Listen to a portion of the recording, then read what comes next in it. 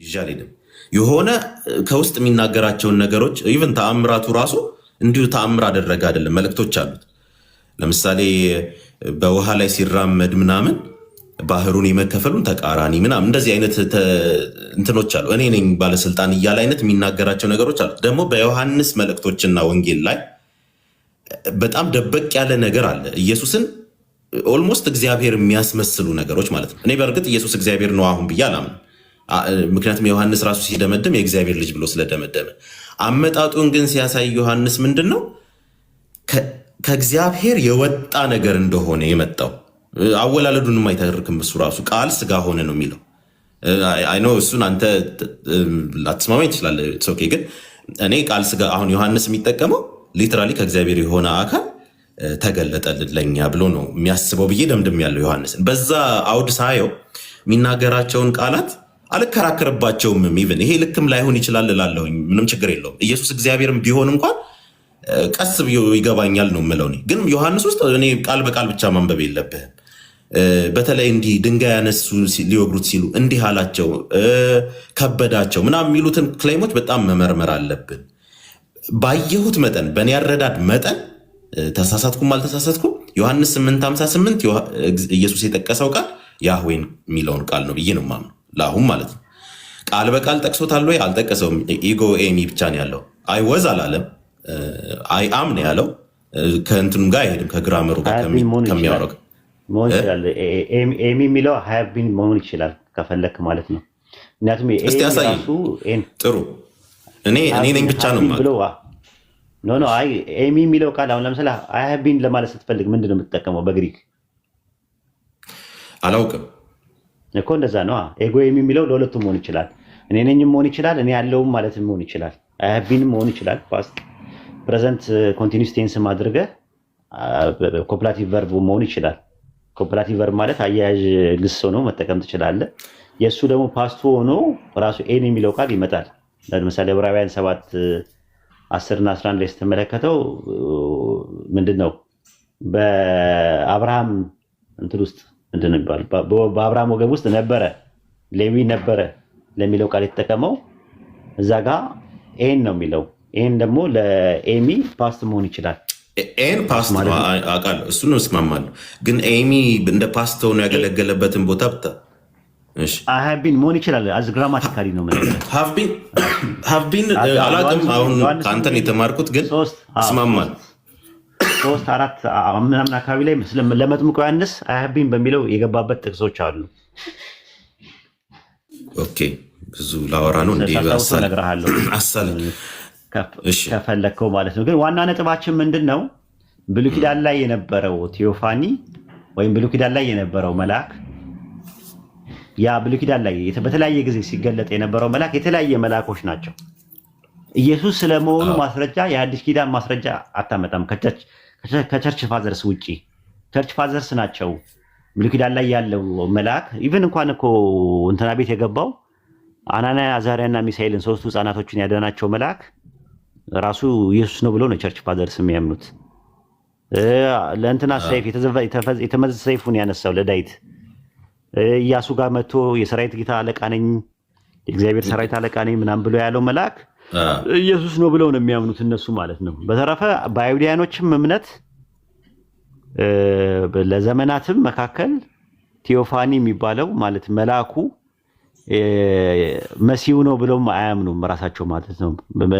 መልአኩ ሎጎስ ነው ብሎ ያስተማረው እንትና ነው፣ ፊሎ ነው፣ የእስክንድሪያው ፊሎ ነው። ከራሳቸው ከግሪክ ፍልስፍና ጋር ሄርሜንስ ከሚባለው አምላክ ጋር መካከለኛ ሆነው መልእክተኛም ስለነበረ ኤንገሎስ ስለነበረ ከዛ አንጻር ነው እያነጻጸሩ ሲያስቀምጡት የነበረው። ኤኒዌይ ኢየሱስ ክርስቶስ ብሉይ ኪዳን ላይ የነበረው መልአክ ነው ያልክበት እንትን ሌላ ቀን በሰፊው አጥናና እንሄድበታለን። ቀጥል።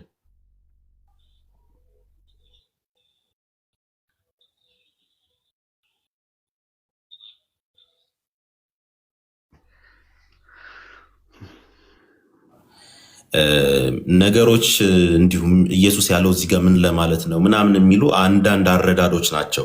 የኔ አረዳድ የዮሐንስ ወንጌል አጠቃላይን ከመረዳት አንጻር ኢየሱስን ፕሪ ኤግዚስታንት ያደርገዋል። ሌሎችም የመጽሐፍ ቅዱስ ክፍሎች አሉ እና ከዛ እንዲሁ ወጥ የሆነ አረዳድ ለመውሰድ በምሞክርበት ጊዜ ከእግዚአብሔር አሁን ዮሐንስ ወንጌል እኔ ለዛ ነው እንትኑ እንጨርሰው ብዬ ነው እንጂ ዮሐንስ ወንጌል ምዕራፍ 8ም ዮሐንስ ወንጌል ምዕራፍ 1ም ዮሐንስ ወንጌል ምዕራፍ 1 ቁጥር 31 ላይም ያለው ነገር በአጠቃላይ ኢየሱስ ክርስቶስን ፕሪ ኤግዚስታንስ እንዳለው ያመለክታል ብዬ አላምንም። እኔ እዛው ላይ አውዱ ላይ ምዕራፍ 1 አውቃለሁኝ እንትንህን ማለት ፖዚሽንህን አውቃለሁኝ። እዛ ላይ ብዙም እንትን አለ። ስለዚህ የተስፋ ቃል ነው እንትን ላይ ምንድነው ከኔ በኋላ የሚመጣው ዮሐንስ የተናገረበት ከኔ በፊት የነበረው ከኔ በኋላ ይመጣል የሚለው ፕሪ ኤግዚስታንስን ያመለክታል ብለህ ታምናለህ?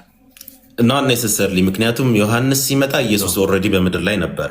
እኔ እንኳን ዮሐንስ 1:1 ላይ ነው እንጂ ከኔ በኋላ ሲል ምን ማለት ነው ትርጉሙ?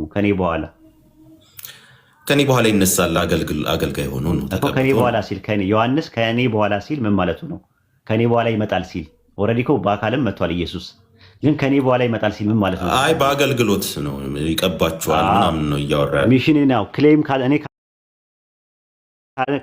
እኔ በኋላ ሲል እኔ ክሌም ካደረግኩ በኋላ ማለት ከሆነ ከእኔ በፊት ሲል ደግሞ እኔ ክሌም ከማድረግ በፊትም ነበረ ነው ለማለት የፈለገው እንጂ ስለ ፕሪ ኤግዚስታንስ ወይም ሰማይና ምድር ከመፈጠሩ በፊት የሚል ነገር የለውም።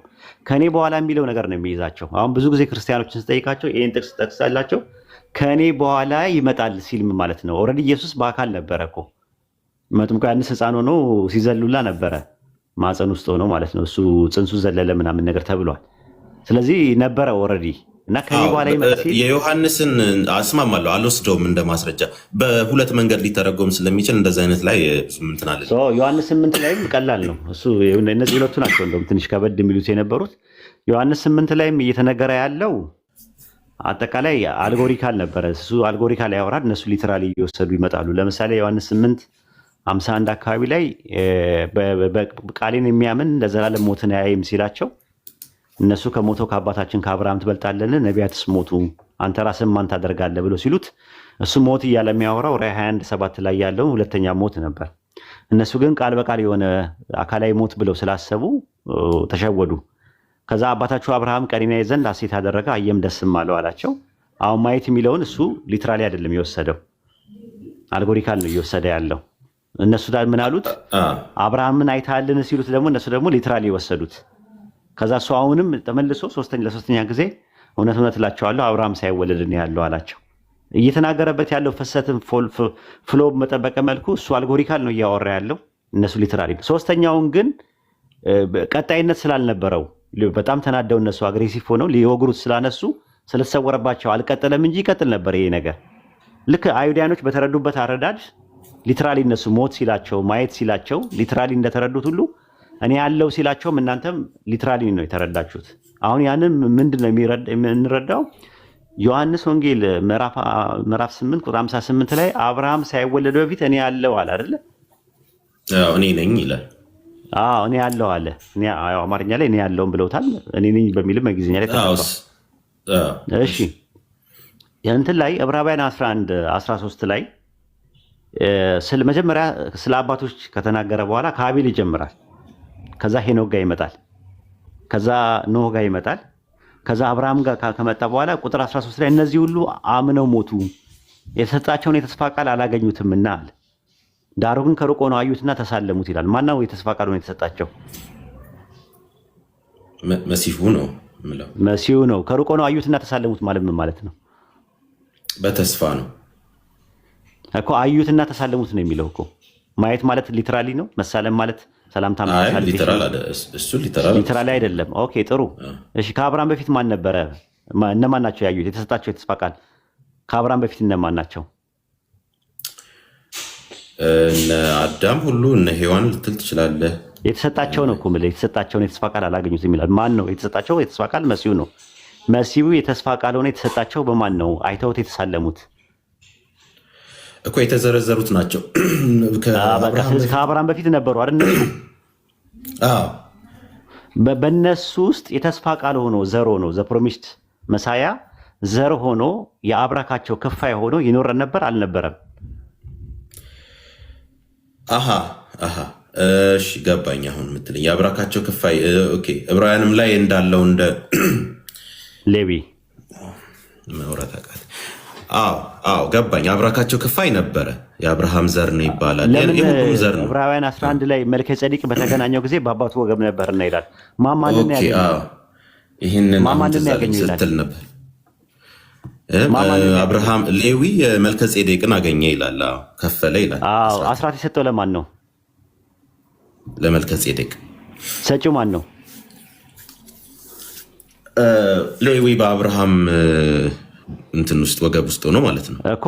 አሁን መልከ ጼዴቅን ሌዊ ተገናኝተዋል። በአባቱ ወገብ ነበረና ነበረ ለሚለው ኤን ነው፣ ተመሳሳይ ነው። ነበረ ነው የሚለው። እንግዲህ በአባቱ ወገብ ነበረ ሰጥቶታል። አሁን መስጠት የሚለውን መገናኘት የሚለውን ለምን ቃል በቃል አልወሰዳችሁትም? ልክ እንደ ዮሐንስ ወንጌል 8 እንደነበረው ለምን አልወሰዳችሁትም? ዋናው መልሴ እኔ ምንድን ነው የተጠየቀው ጥያቄ ኢየሱስ የዕድሜ ጥያቄ ስለሆነ ነው። ለምሳሌ ኢየሱስ በተስፋ እንደነበረ ሁሉ አንተ 50 ዓመት የማይሞላ 50 ዓመት የማይሞላ አይደለም ያለው። ከዛ በኋላ አንድ ጥያቄ ነው የጠየቁት። 50 ዓመት አልሞላህም ብቻ አይደለም ጥያቄው፣ ግን እሱ አይደለም። አብርሃምን ምን ብለሃል? አይተሃልን አሉት። በቃ እሱ ነው ጥያቄው። ምክንያቱም አባታቸው አብርሃም ቀኔን ያይ ዘንድ ሐሴት አደረገ አየም ደስም አለው አለ። ማየት የሚባለውን ነገር ሊትራሊ ካልተወሰደ እነሱ ሊትራሊ ወስደው ለጠየቁ ጥያቄ ነው መልስ የሰጠው። ከአብርሃም በፊት ደግሞ ያዩትና የተሳለሙት ሰዎች አሉ። ከአብርሃም በፊት እነማን ናቸው? አቤል፣ ሄኖክ እና ኖህ የሚባሉ አሉ። ስለዚህ እኔ እውነት እላቸዋለሁ አብርሃም ሳይወለድ በፊት እኔ ያለው ሲል በነዛ ሰዎች ውስጥ አብራክ ውስጥ ሆነው አይተውታልም ተሳልመውታልም ማለት እንጂ ቃል በቃል በአካል ደረጃ ወይም በህልውና ደረጃ ነበረ ማለት አይደለም።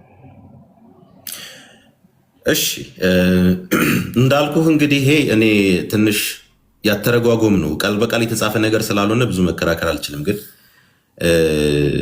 አብርሃም ሳይወለድ እኔ ነኝ የሚለው ነገር ትንሽ ለእኔ ከባድ ክሌም ነው። ዮሐንስም ሆን ብሎ ነው አጻጻፉንም ሳየው ብዬ አምናለሁ። እንደ ሀሳብ ስለ ሞት ሲያወራ ቃል በቃል አይደለም እያላችሁ ተርጉማችሁ ማየት የሚለውን ቃል በቃል አይደለም፣ እነሱ ግን ቃል በቃል ነው የተረዱት፣ ልክ አይደሉም እያላችሁ እያወገዛችሁ መጣችሁ። ልክ እኔ ያለው ሲል የሚለው ላይ ልክ እነሱ ቃል በቃል ወስደው ድንጋይ ተነስተው ቃል በቃል መስሏቸው በድንጋይ ወግረው ሲያነሱ ስትመለከቱ ልክ አይደላችሁም፣ ቃል በቃል እንዴት ትመለከታላችሁ ብላችሁ አብራችሁ ማወገዝ ነው ያለባችሁ እንጂ ኢየሱስ ቃል በቃል ነው የተናገረው ልክ ነው በማለት ብላችሁ ልታስወግሩት አትሞክሩ። እና ልክ አይደለም ነው ፌር አርጊመንት ነው። እኔ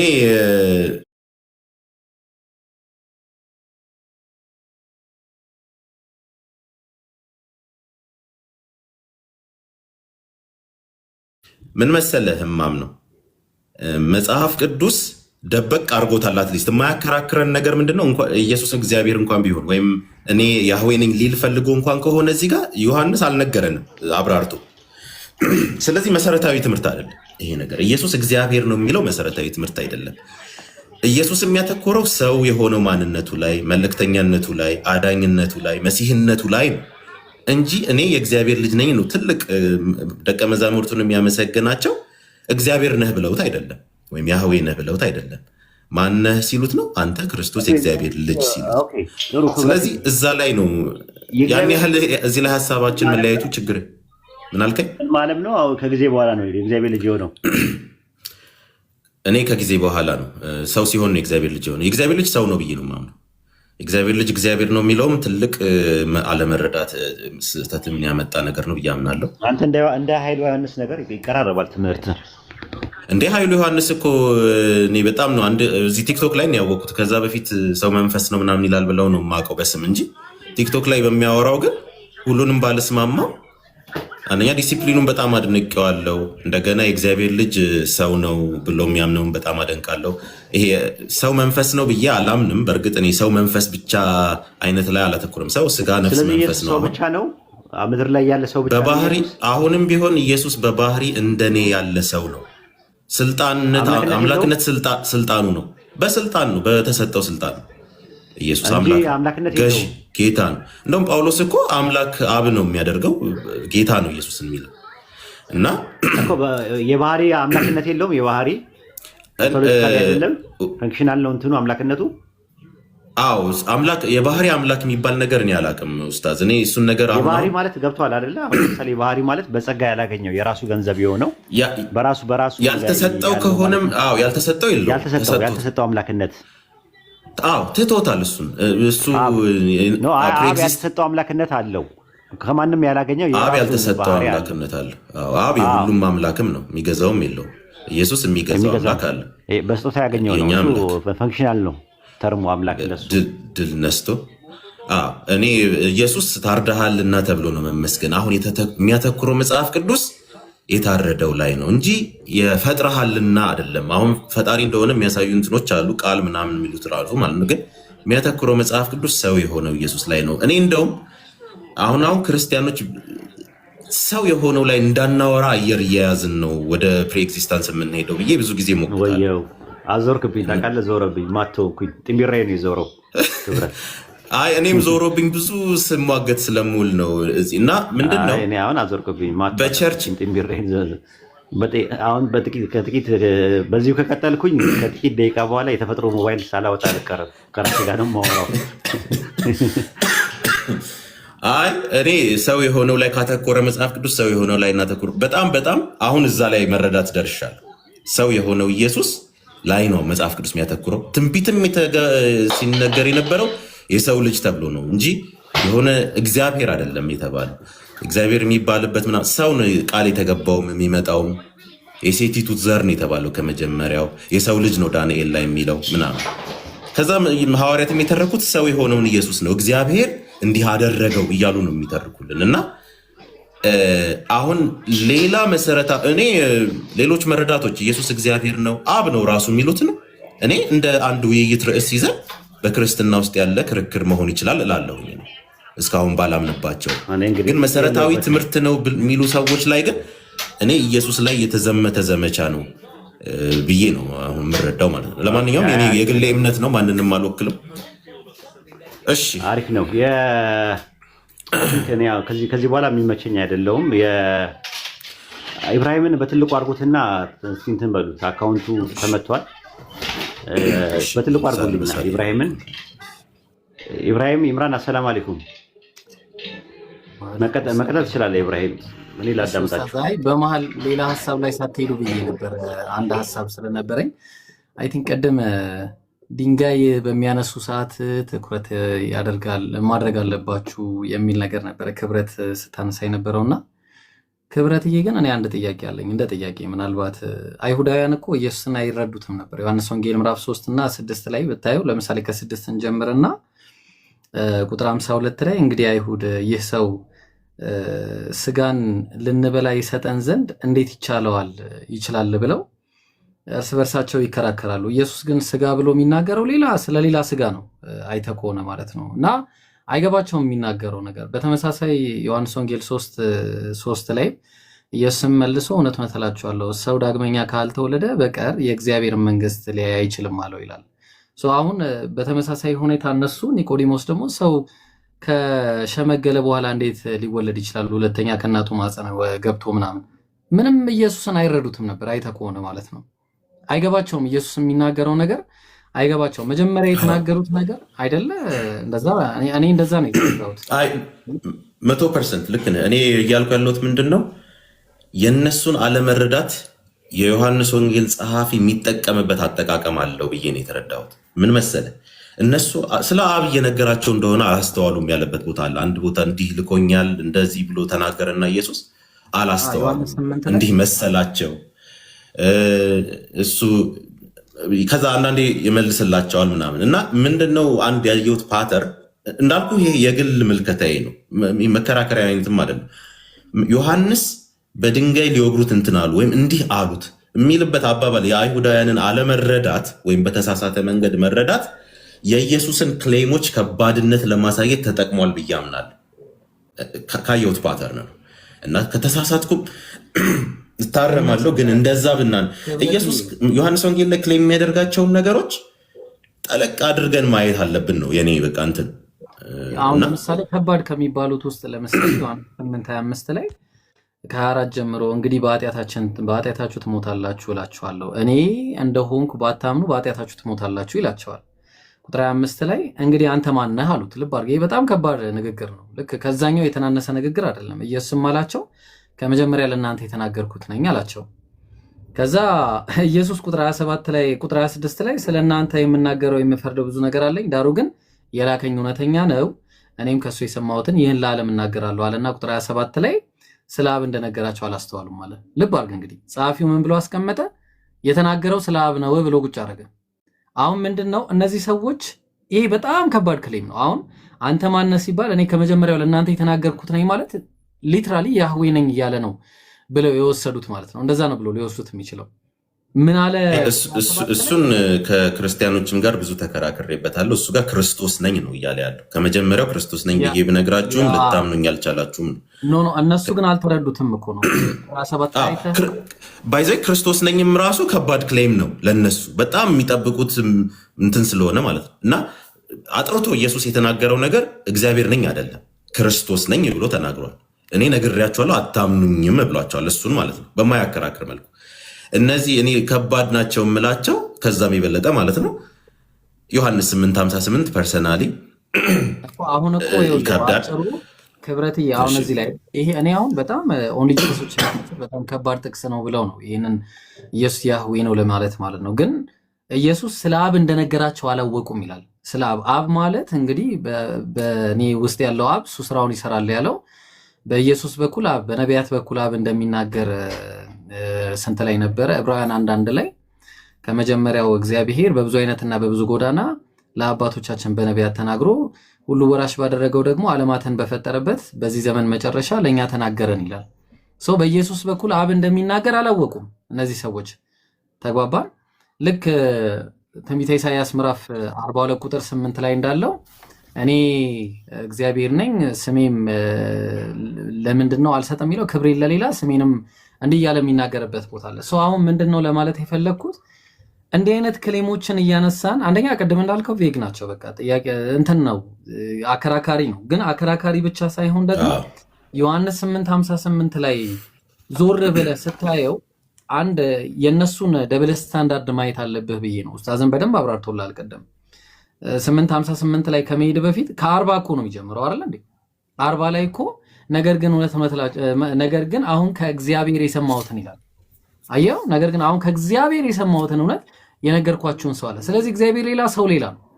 ልትገሉኝ ትፈልጋችሁ ቁጥ እያለ እንዲህ እያለ ነው የሚወርደው። ኢየሱስም እላችኋለሁ እግዚአብሔር አባታችሁ ከሆነ በወደዳችሁኝ ነበር፣ እኔ ከእግዚአብሔር ወጥቼ መጥቻለሁና እሱ ላከኝ እንጂ እኔ ከራሴ አልመጣሁም እያለ የሚናገርበትን ሁኔታ ታያለ። ቁጥር 47 ላይም ከእግዚአብሔር የሆነ የእግዚአብሔርን ቃል ይሰማል፣ እናንተ ግን ከእግዚአብሔር አይደላችሁም ስለዚህ አትሰሙም አላቸው። ከዛ ይህንን እየተናገረ ባለበት ሁኔታ ላይ ነው እንግዲህ ቁጥር 51 ላይ ጀምሮ እውነት እውነት እላችኋለሁ ቃሌን የሚጠብቅ ቢኖር እሱ የዘላለም ሞትን አያይም ብሎ ቁጥር 56 ላይ 55 እና 56 ላይ አባታችሁ አብርሃም ቀኔን ያይ ዘንድ ሐሴት አደረገ አለ። የሚያየው ማንን ነው? ቀኑን ነው። ቀኑ የምን ቀን ከተባለ ኢየሱስ መሲሁ ነው የሚመጣበትን ቀን ነው። ያንን ቀን ነው እንግዲህ አየም ደስም አለው አለ። ኢየሱስ ማን ነው? አብርሃም አይቷል እንዴ? ክብረት አይቷል አብርሃም? አይ እሱም በተስፋ እኔ አብርሃም ኢየሱስ ማየቱን እንደ በተስፋም አድርገን ልንወስደው እንችላለን። በአብርሃም ቤት የተገለጠውን እግዚአብሔር ሪፈር እያደረገ ከሆነ እንደዛ ሚል እንትን አላገኘሁበትም። አይ እኔ እንዲሁ እንትን ምለው ነው ባይዘው ትንሽ እኔ ልረፍ። ኢብራሂም ግን አሻሚ ናቸው። እኔ አንድ ነገር ልስማማ አጽንቼ ማለት ነው። እነዚህ ጥቅሶች በተለያየ መልኩ ሊተረጎሙ የሚችሉ እና በጣም በጥንቃቄ ዶክትሪን ከመስራታችን በፊት በጣም በጥንቃቄ መታየት ያለባቸው እና መሰረታዊም አይደሉም ያልኩት ለዛ ነው። መሰረታዊ ትምህርት ያልሆኑት ለምንድን ነው? ቀስ ተብለው የሚታደግባቸው ክርስቲያን ሰው አንድ ሰው ክርስቲያን ከሆነ በኋላ የሚያድግባቸው ርዕሶች ናቸው። ኢየሱስ እግዚአብሔር ከሆነ ራሱ እግዚአብሔር ከሆነ የመጣው ቀስ ብለን ነው። ራሱ መሰረታዊ ትምህርት ይሄ የሚሰበክም ነገር ሳይሆን የሚጠና ነገር ነው ብዬ ነው የማምነው ፐርሰናሊ። እና አሻሚ ነው የሚለውን ሁልጊዜ ነው የምናገረው። በሁለትም እንኳን መንገድ ሊተረጎም የሚችል ነገር መሰረታዊ ትምህርት መሆን አይችልም። በቃ እንዲህ ይሆን እንዲህ ብለን የሚመረመር ነው መሆን ያለበት እላለሁ። እሰማችኋለሁ። እሰማሃለሁ። እኔ ማውራት ብዙ እያቃተኝ ነው እና እሰማሃለሁ። መልስህንም ቀጥሉና ሌላ ሰዎች ሲያወሩ ልስማ። ያ ምንድን ነው እዚህ ጋር ሁለቱንም ቃላቶች የተናገራቸው ኢየሱስ ነው። አይተህ ከሆነ አብርሃም ቀኔን ያይ ዘንድ ሐሴት አደረገ። ቀኔን ያለው እንጂ ያኔ አየኝ አይደለም ያለው። በነገራችን ላይ ቀኔን ያለው ቀኑ የትኛው ቀን ከተባለ መሲሁ ነው የሚላክበትን ቀን ነው እንጂ ያኔ አብርሃም ቤት የመጡትን መላእክቶች ለማየት አይደለም። ስለዚህ አሁን ቀኔን ያይ ዘንድ ሐሴት አደረገ አየም ማለት ደስም አለው። የተናገረው ሌላ ሰው ቢሆን እንደው ጥሩ ነበር። ግን አሁን እዚህ ጋር የተናገረው ተናጋሪውም ኢየሱስ ነው። ቀኑን እንግዲህ አየ አለ። ስለዚህ አየ የተባለው እንግዲህ ተስፋውን ከሆነ ለአብርሃም የተገባውን እግዚአብሔር ለአብርሃም የገባለትን ተስፋ ከሆነ ያየው እንግዲህ ያውስ ቁጥር 55 ላይ እነሱም መጥተው ምንድን ነው ያሉት? አይተን ቁጥር 57 ላይ አይሁድም ገና 50 ዓመት ያልሞላ እንዴት አብርሃምን አይተሃል ብለው ይጠይቁታል። አይረዱትም። ገና ከጅምሩ ራሱ አልተረዱትም። እንዴት አብርሃምን አይቻለሁ ትላለህ ነው። እሱ የሚያወራው ስለ ቀን ነው እያወራ ያለው። ቀኔን ያይ ዘንድ ነው ያለው። እነሱ የሚያወሩት ደግሞ ሌላ ነገር ነው የሚያወሩት። እንዴት 50 ዓመት ያልሞላ እንዴት ሊትራል ነው የወሰዱት። በቃ እነሱ አብርሃምን እንዴት አይቻለሁ ትላለህ ነው ያሉት እነሱ። እንደውም የገረማችሁ እንዴ ነው ያለው። በቃ ኢየሱስ እንደውም ሌላ ልጨምርላችሁ ነው ያለ ያለው። እውነት እላችኋለሁ አብርሃም ሳይወለድ እኔ አለሁ አላቸው። አሁን አብርሃም ሳይወለድ እኔ ያለው ማለቱን የምታየው ጥያቄ የምትጠይቀው ከቁጥር 56 ጋር አያይዘህ ነው። እነሱ ቁጥር 57 ላይ እንዳልገባቸው ሁሉ ማለት ነው። ለምን ሌላ ቦታም ሲያናገራቸው ቅድም እንዳሳየውህን የኒቆዲሞስንም አይተናል። ዮሐንስ 8 ላይ ያለውንም አይተናል። ሌሎች 6 ላይ ያለውንም አይተናል። ሊረዱት አይፈልጉምም፣ አልቻሉም፣ ራሱ አይረዱትም ነበር ኢየሱስን። ለዛ ነው ደግሞ ድንጋይ ሊወግሩት አነሱ ምናምን። ሰንበትን ስለሻረ ብቻ አይደለም እግዚአብሔር አባቴ ነው ስላለ እያሉ ዮሐንስ 5:18 ላይ እንዲናገሩት ነበር። በአጭሩ እሱን ማወቅ የምትችለው ኢየሱስ ከተናገራቸው ንግግሮችና የተተነበዩ ትንቢቶች ካሉ ከነዛ አንጻራዊ እይታ ካልሆነ በጣም ያስቸግራል ለማለት ፈልጌ ነው። ከፈትዬ እንግዲህ ደክሞኛል እንትን አቅቶኛል ካልክ ምን ማለት ነው? እኔ ትንሽ የሆነ ትኩስ ነገር ልጠጣ ሄጄና እሰማለሁ ግን እና ሰው ምናምን ከሞላም አውርዱኝ ትንሽ ከስልክ ልርቅ ስለምችል ማለት ነው። ቀጥሉ ልስማኒ። ቴንክ ዩ። ግን አሚሮ ተመለስ። ይምሩ ሰላም አለይኩም ወራህመቱላህ። አሚር እንትን ላይ ነህ ልበል? እንዴት ነህ? እኮ ለአንተ ሊሆን ይችላል ብሮ። ኦኬ አንተ ነው ክርስቲያኖች ግቡ የሚለው ስለሸፈነ ፓውዝ ይመስላል ነው። ያ አይ እሺ ካዶሽ ሰላም ቢያችሁላችሁ። ደህና ነህ? አልሐምዱሊላህ አሎ ብሩስ ባላ አባትና ልጅ አለን። ድምጽ ያለበትን ቦታ ብታስተካክል አሪፍ ነው። ኦኬ ኦኬ እሺ፣ ድምጽህን ብታስተካክልና ብትመጣ ይሻላል። ይሰማል? አጠገብ ጫጫታ አለ ብዬ ነው። ምናልባት የሚን እናስተናግዳት ይምሩ መጀመሪያ። ከሱ በፊት ኢብራሂም አንድ ነገር ለማስታወስ ያክል ማለት ነው። ሲጀመር ኢየሱስ የሚያወራው አይሁዳውያን ይገባቸው ነበር እንዴ? ኧረ አይገባቸውም። አዎ ኢየሱስ የሚያወራው እያንዳንዱ ምሳሌ አይሁዳውያን ገብታቸው አያውቁም። ሲጀመር ኢየሱስ ምንድን ነው ያለው? ነገር እንዳይገባቸው ነገር ሁሉ በምሳሌ ይደረግባቸዋል ነው ያለው። ስለዚህ ምንም ኢየሱስ የሚያወራ አይረዱም ነበር አይሁዳውያን። የእነሱ እንደ ማስረጃ ማቅረብ ተገቢ ነው ብዬ አላስብም። ለማንኛውም ቀጥል። ያ ትክክል።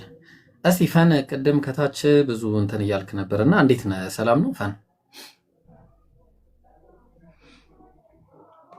ፈን አለ? እንዴት ነህ? እግዚአብሔር ይመስገን አለው። ዮሐንስ 8:58 ኢየሱስ ቅድመ ያለውና እንዳለው ይናገራል እንዴ? በትክክል ማስረጃ ላውጣ፣ የአባቶችን ትምህርት ላውጣ። አባቶችን ተዋቸው። ቆይ አባቶችን ተዋቸው። ከኪስ ስለምፈታ አይደለም። አባቶችን ቆይ አንድ ጊዜ ብራዘር ፈን ቆይ፣ እስካሁን በሰላም አይተሃል አይደለ? ምን አይነት ውይይት ስናደርግ እንደነበር ኢብሮ።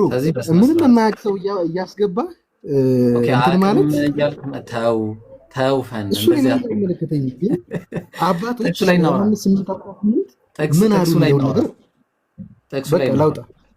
ጥቅሱ ላይ ሲቴሎ አሌክሳንድሪያ የሚባል አባት ጥቅሱ ላይ ይሄ ሰውዬ ጤነኛ አይደለም እንዴ? ጥቅሱ ላይ እያብራራው ነው። አዎ ጠቅሶ ምናምን ቶ ሰውየውን ቶ የት እንዴ አንተ ኢየሱስ የተናገረው ላይ ትፈታለህ? ኢየሱስ የተናገረው ላይ ቆመን እንዴ ሰውዬ ምን ሆነ ነው? ግባ ግባሽ ቆይ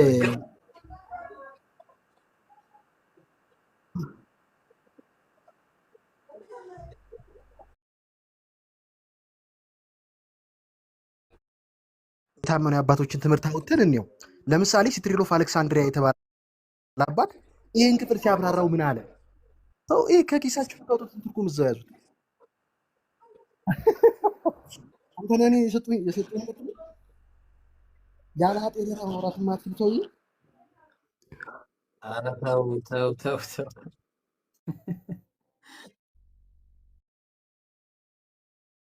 ማውራት አትችልም። ባይዘው ቀጥሉ።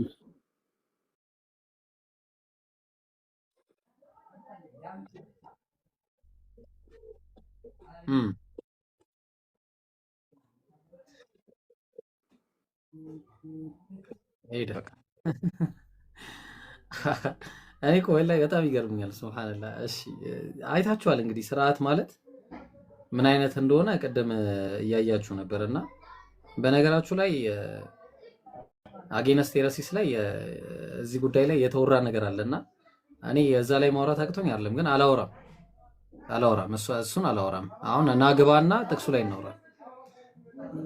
ከገባ ናግባና ጥቅሱ ላይ እናውራ።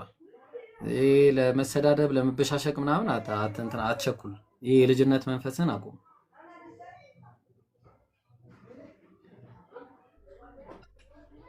እሺ ትቀጥላለህ በስነ ስርዓት። ወጣ ተመልሶ ወጣ። እሺ ወልደ ኢየሱስ አንድ ሰው ላወራና ኢንሻአላህ ይምሩ ትቀጥላለህ።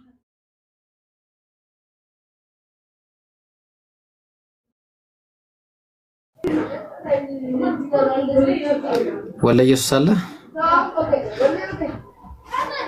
ምንድነው የሚያንቀዘቅዛቸው ግን? ይምሩ በአላህ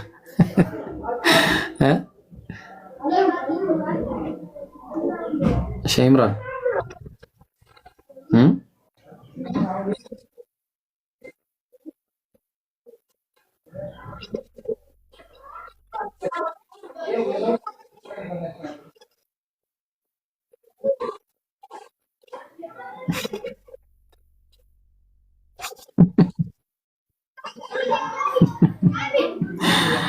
እሺ በጣም ለመግባት ፍላጎት አለው። እሺ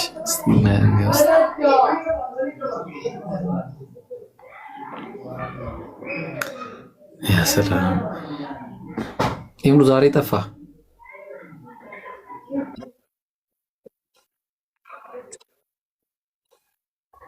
አይ አብሽር። ኧረ ምንም አልነበረም። ያው ቤታችን ተጨመቀ። የኛ እንትኑ በሪፖርት ያው ትቼ ወጣሁ። እምልህ በቃ ምንም መንቀሳቀስ አልቻልኩም፣ ተውኩት በቃ። አዎ ሞከርኩ፣ ምንም ወፍ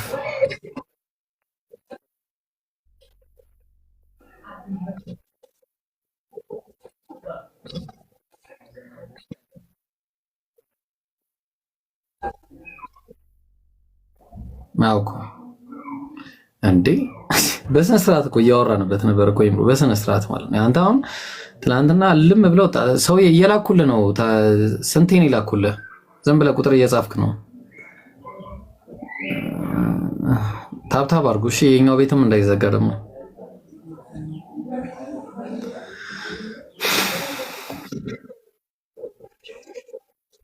እሺ። ጠይቂ ይምሩ አላ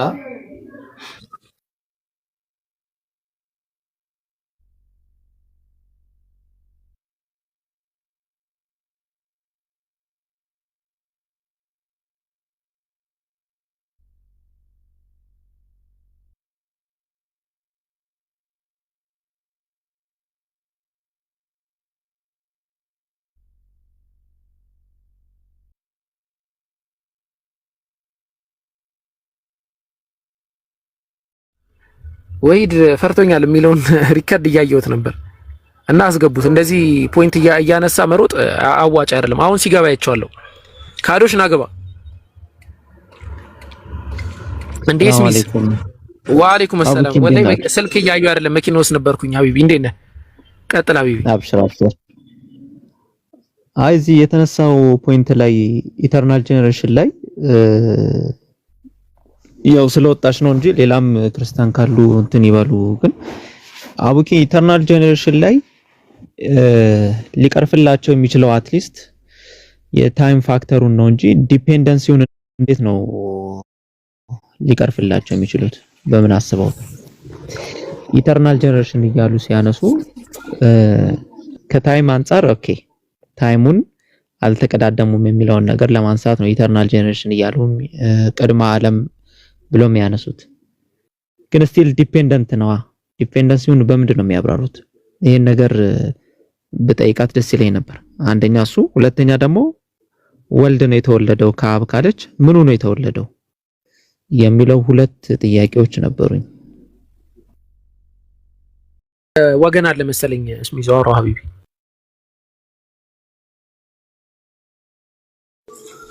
ኦኬ በዚሁ ርዕስ ያሁኑን ያልኩትን ሰምተሃል ልዑል አልሰማሁም አሁን ገና ነው የገባሁት ጥያቄ ነበር ለመጠየቅ የገባሁት ምን አልከኝ የውይይት ርዕስ ካላችሁ መጠበቅ እችላለሁ አጋጣሚ ሁሱ ላይቭ ሪከርድ አይቼ እሷን ጥያቄ ግልጽ እንድታረጉልኝ ነበረ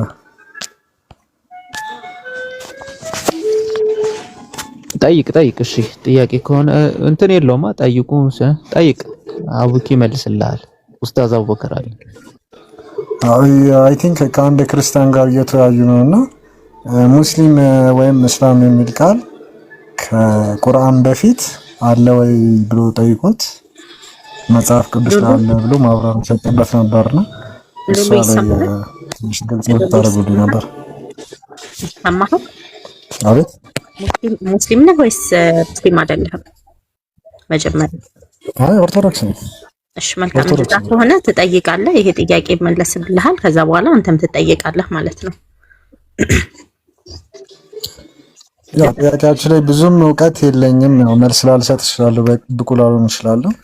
እቺን ማብራሪያ ምርጫው በኡስታዝ ነው። ጠይቅ። እሺ እንትን ነው ሉል ምን መሰለህ ሐሳቡ ማለት ነው። በመሰረቱ ኢስላም የሚለውን ቃል በቀደምት መጽሐፍቶች ላይ ማግኘት እንችላለን ወይ? አዎ ባይብልን ጨምሮ ማለት ነው። ግን በሁለት አውድና በሁለት ስሌት ነው ልናገኛቸው የምንችለው። በዕብራይስጥ ቃል ላይ ሜሹላም የሚል ነገር አለ። ያ ቃል ሜሹላም የሚል ቃል አለ እና ያ ቃል ኢስላም ለሚለው የአረብኛ አቻ አድርገው ይጠቀሙታል። ሊትራሊ ማለት ነው። አሁን ያለውበት ቦታ አያመችም እንጂ ከቁርአኑ የዕብራይስጥኛ ትርጓሜ ጋር አያይዘንም ማየት እንችላለን። አንደኛው ነጥብ እሱ ነው። ሁለተኛ ኢስላም የሚለውን ነገርኛ ከሰላም ጋር ነው የምናገናኘው። ምን ማለት ነው? አላህ Subhanahu Wa Ta'ala ለነብዩ ኢብራሂም በቁርአን ላይ እንደሚያስቀምጥልን ጌታው ኢዝ ቃለ ለሁ ረብሁ አስሊም ይላል። ታዛዡን ወይም ደግሞ ለአምላክህ ፍጹም ሁን ባለው ጊዜ አስታውስ። ቃለ አስለምቱ ለረቢል ዓለሚን ይላል። እኔ ለጌታዬ ፍጹም ታዛዥ ሆንኩኝ ብሎ ያስቀምጣል ማለት ነው። እና ኢስላም ብሎ ማለት ራሱ ፍጹምና ነው። ለአንድ አምላክ ለአላህ Subhanahu Wa Ta'ala ፍጹም መሆን ማለት ነው። እና ተመልክተህ ከሆነ በዘፍጥረት ላይ አምላክ ለአብርሃም አንድ ትእዛዝ ያዘዋል። ፍጹም ሁን ብሎ ትእዛዝ ያዘዋል። ማብራት አጥፋያለህ ፍጹም ሁን ብሎ ትእዛዝ ያዘዋል አምላክ ማለት ነው። እና ከዛ ጋር አገናኝተን እንመለከተዋለን። አንድ ሁለተኛ ከአምላክ ጋር ሰላም መሆኛ መንገድ ነው። ልክ ኢዮብ ምዕራፍ 22 ቁጥር 21 ላይ ምን ይላል? ከአምላክ ሁን ይላል። ታዛዥ ስትሆን ማለት ነው። ሰሚቱ ጋር ብሎ ያስቀምጠዋል። የብራውን ድራይቨር ብሪንግስ የሶስቱ ትላልቅ ምሁራኖች ትርጓሜ ላይ እንደዛ ብለው ያስቀምጡታል ማለት ነው። የሂብሩ አረማይክ ሌክሲከን ምን እንደዛ የሚል መጽሐፉ ማለት ነው። እዛ መጽሐፍ ላይ እንደዛ ብለው ያስቀምጡታል።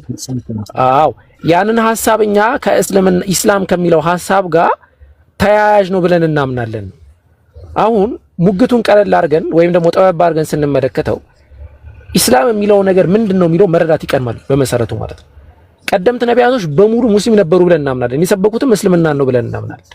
በምን አውድ ነው ሲባል ሊትራሊ እነዛ አካላቶች ያንን ቃል ሊትራሊ ተጠቅመውታል ላይሆን ይችላል። ግን ሐሳቡ ሙሉ በሙሉ ሰብከውታል ብለን ኖረውታል ብለንም ነው የምናምነው። ገብቶሃል? አሁን ቀደም እንዳልኩ ፍጹምና ብዬ አስቀምጬ ይላል። አብርሃም ፍጹም ሁን ተብሏል። ፍጹም ሆኗል አብርሃም። አሁን በሱ አውድ ከሆነ እኔም እንትን ላልል እችላለሁ ማለት ያው ላልከራከረ እችላለሁ በአውዱ ከሆነ ማለት ነው። ግን ቀጥታ ላይቭ ላይ እየሰማሁትኝ ሁሱስ የነበረው ቃሉ ነበር ነው የሚለው ማለት አሁን ሙስሊም የሚለው ቃል ወይም እስላም የሚለው ቃል የሚታመነው ቁርአን ከወረደ በኋላ እንደመጣ ነው አይደለ? ነገር ግን እሱ ሲያስረዳ የሰማሁት ላንዱ ቃሉ ነበረ ከቁርአን በፊት ነበር ብሎ ነው ያስረዳው። በአውዱ በትርጓሜ ከሆነ ያው ማንም ሰው እንደ ማህበረሰብ የሆነ የሚታወቅ ትልቅ የቋንቋ ዘርግ እንዳለው የሆነ ቃል ፈጥሮ ትርጓሜ ሰጥቶት ከዛ ቃል ጋር ካገናኘው ያው በዛ ልንከራከር አንችልም። ግን ያው ሁሱ ቀጥታ ያለውን ነገር ነውና ቃሉ ነበር ነው የሚለው አውዱ ወይም ትርጓሜው ሳይሆን ቃሉ ራሱ ከቁርአን በፊት ነበር የሚል ነው የነበረውና እሷን ናት ትንሽ ግልጽ እንድታደርግ ነው የፈለኩት። እኔም እኮ አልነበረም እኮ አይደለም እያልኩ ያለሁት በደንብ እንድትረዳኝ ነው የምፈልገው። በምን አውድና በምን ሴንስ ነው የሚለውን እንመለከተዋለን አልኩ። አሁን አንዱን ጠቀስኩልህ ለምሳሌ ኢስላም ማለት ነው ሰሚቱ ጋር ነው ብላ ያስቀምጠዋል። ብራውን ድራይቭ ብሪንግስ ላይ ማለት ነው ሊትራሊ ማለት ነው። ኢስላም የሚለውን ቃል ኢስላም ማለት ነው ብላ ያስቀምጠዋል። አንድ ሁለተኛ ፍጹምና የሚለውን ቃል ራሱ ኢስላም ማለት እንደሆነ እኛ አይደለንም ባይዘው የራሳቸው ምሁራኖች ነው ያንን ቃል የሚያስቀምጡት። እና ወንድም ሁሱም በዛ ሴንስ ነው የሙግተው ይሄንን ሙግት ሊትራሊ ነው የምነግርህ። ከዛ አንፃር መረዳት ትችላለህ። እኔ ግን ሙግቱን እናጥበውና ነው ያልኩት። በሐሳብ ደረጃ ኢስላም ማለት ነው ምንድነው አስተምህሮቱ ቀደምት አካላቶችስ ምን ነበሩ የሚለውን መመልከት ነው። አንድ አካል እንደውም እኔ ሙስሊም አይደለሁም ማለት አሳፋሪ ነው የምለው ሐቂቀትን ማለት ነው። አንድ አካል እኔ ሙስሊም አይደለሁም ማለት ወላሂ ሐቂቀትን አሳፋሪ ነው። ኮዝ ሙስሊም ብሎ ማለት ለአምላክ ሰሚቱ ጋር ከሆነ ፕሮፐር ሰሚሽን ቱ ጋር ከሆነ ለአንድ አምላክ ትክክለኛ የሆነ ትዕዛዝን መታዘዝ ከሆነ መዋደቅ ከሆነ እንዴት ነው አንድ አካል እኔ ለአንድ አምላክ አልታዘዝም አልዋደቅም ለአላህ አልዋደቅም ለአላህ አልታዘዝም ሊል የሚችለው ነው ሙግቱ ማለት።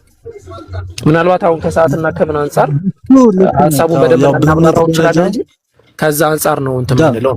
በሱ አሁን አንተ ባልከው ምን ልከራከር አልችልም ማለት ለአንድ አምላክ መገዛት ከሆነ ትርጓሜው እኔ እንደዛ አይደለሁም ማለት አው በምንም አያስኬድም። ምክንያቱም ሁላችንም ለአንድ አምላክ ነው የምንገዛው። ግን ያን ላይቭ ሪከርድ ላይ ሜቢ ካስታወሳችሁት አላቅም ሜቢ ካያችሁትም አላቅም ቃሉን ነው እያለ ያለው ትርጓሜ ወይ አውድ ሳይሆን ቃሉ ራሱ ኢዮብ ምዕራፍ 2 ቁጥር 21 ላይ ያለ እሱ ጥቅስ ኢዮብ ምዕራፍ 2 ቁጥር ኤግዛክትሊ ማለት ነው አለ እኮ ማለት ነው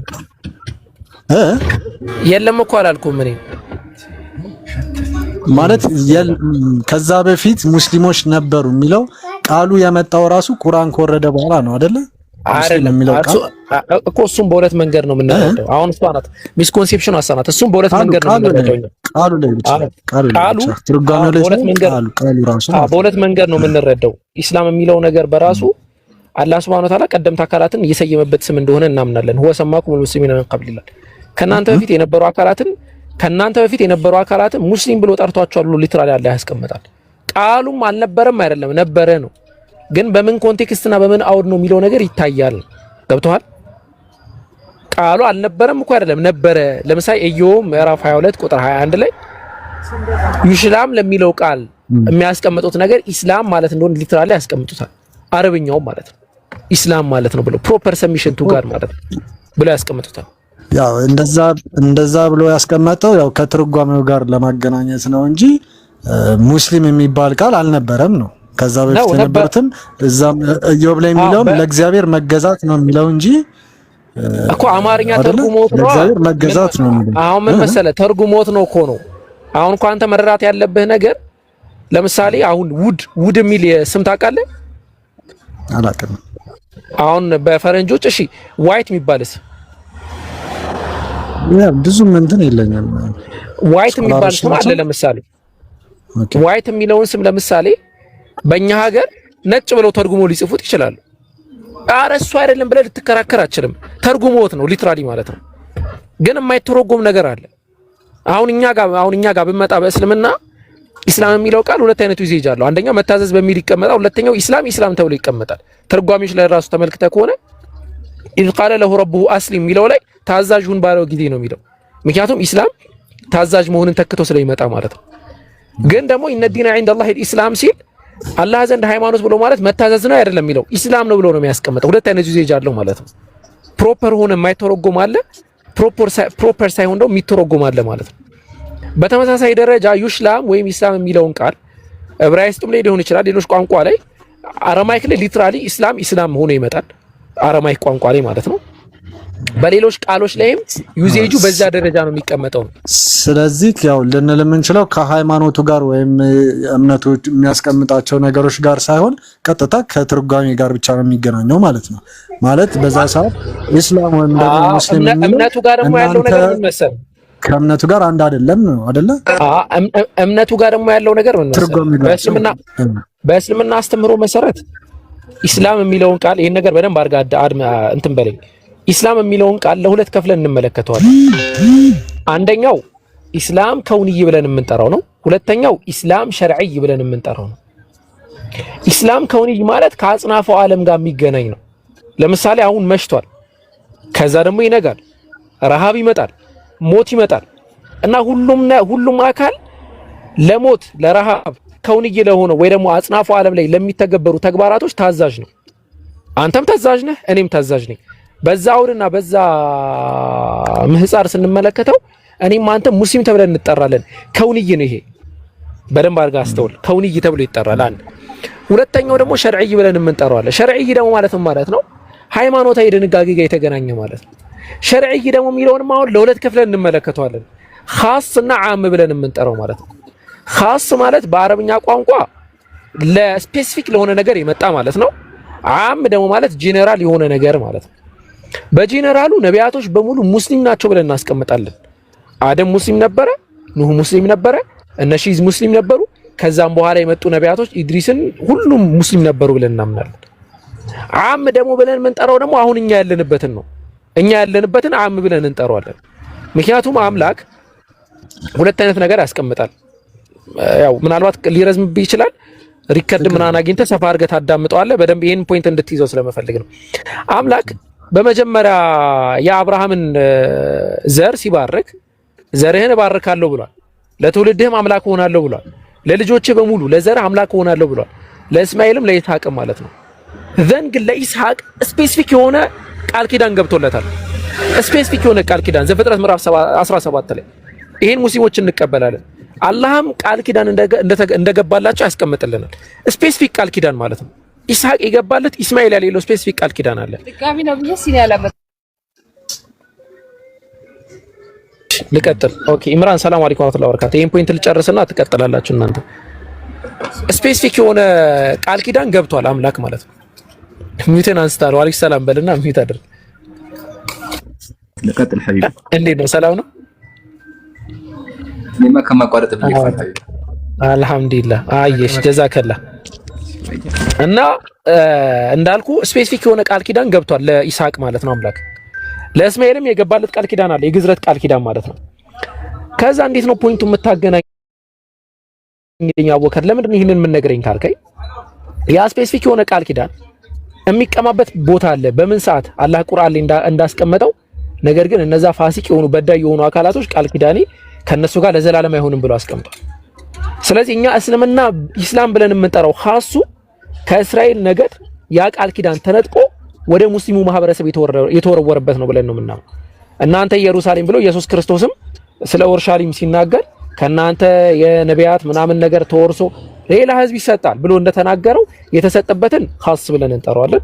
ሊትራሊ ደግሞ ሁሉም አንድ አምላክ አላህን የማምለክ ሂደት የነበረበትን ደግሞ ዓም ወይ ደግሞ ጠቅላይ ወይም ጀነራል ብለን ደግሞ እንጠራዋለን ማለት ነው።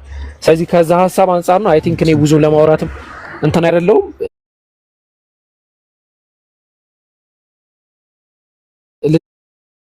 እንትን አይደለሁም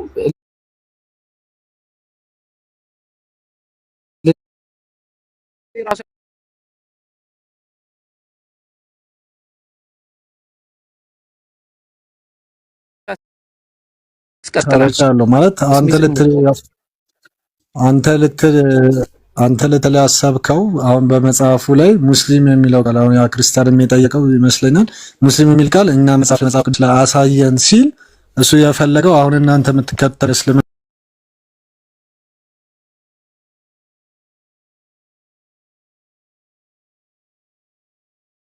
እንጂ በአፈጻጸም ወይም ደግሞ በህግጋት ወይም እናንተ የምትከተሉትና እኛ የምንከተለው ነበር ማለት አይደለም ማለት ነው አይደለ?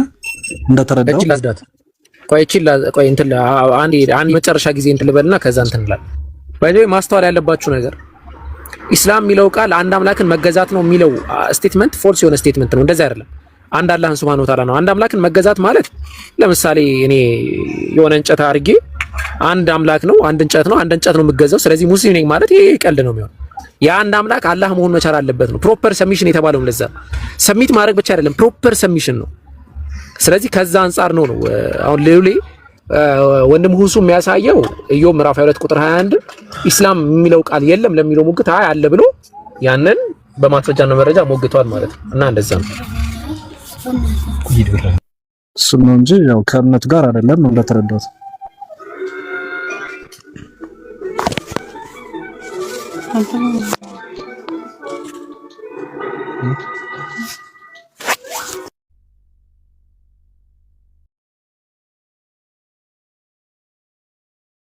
ቀጥሉ።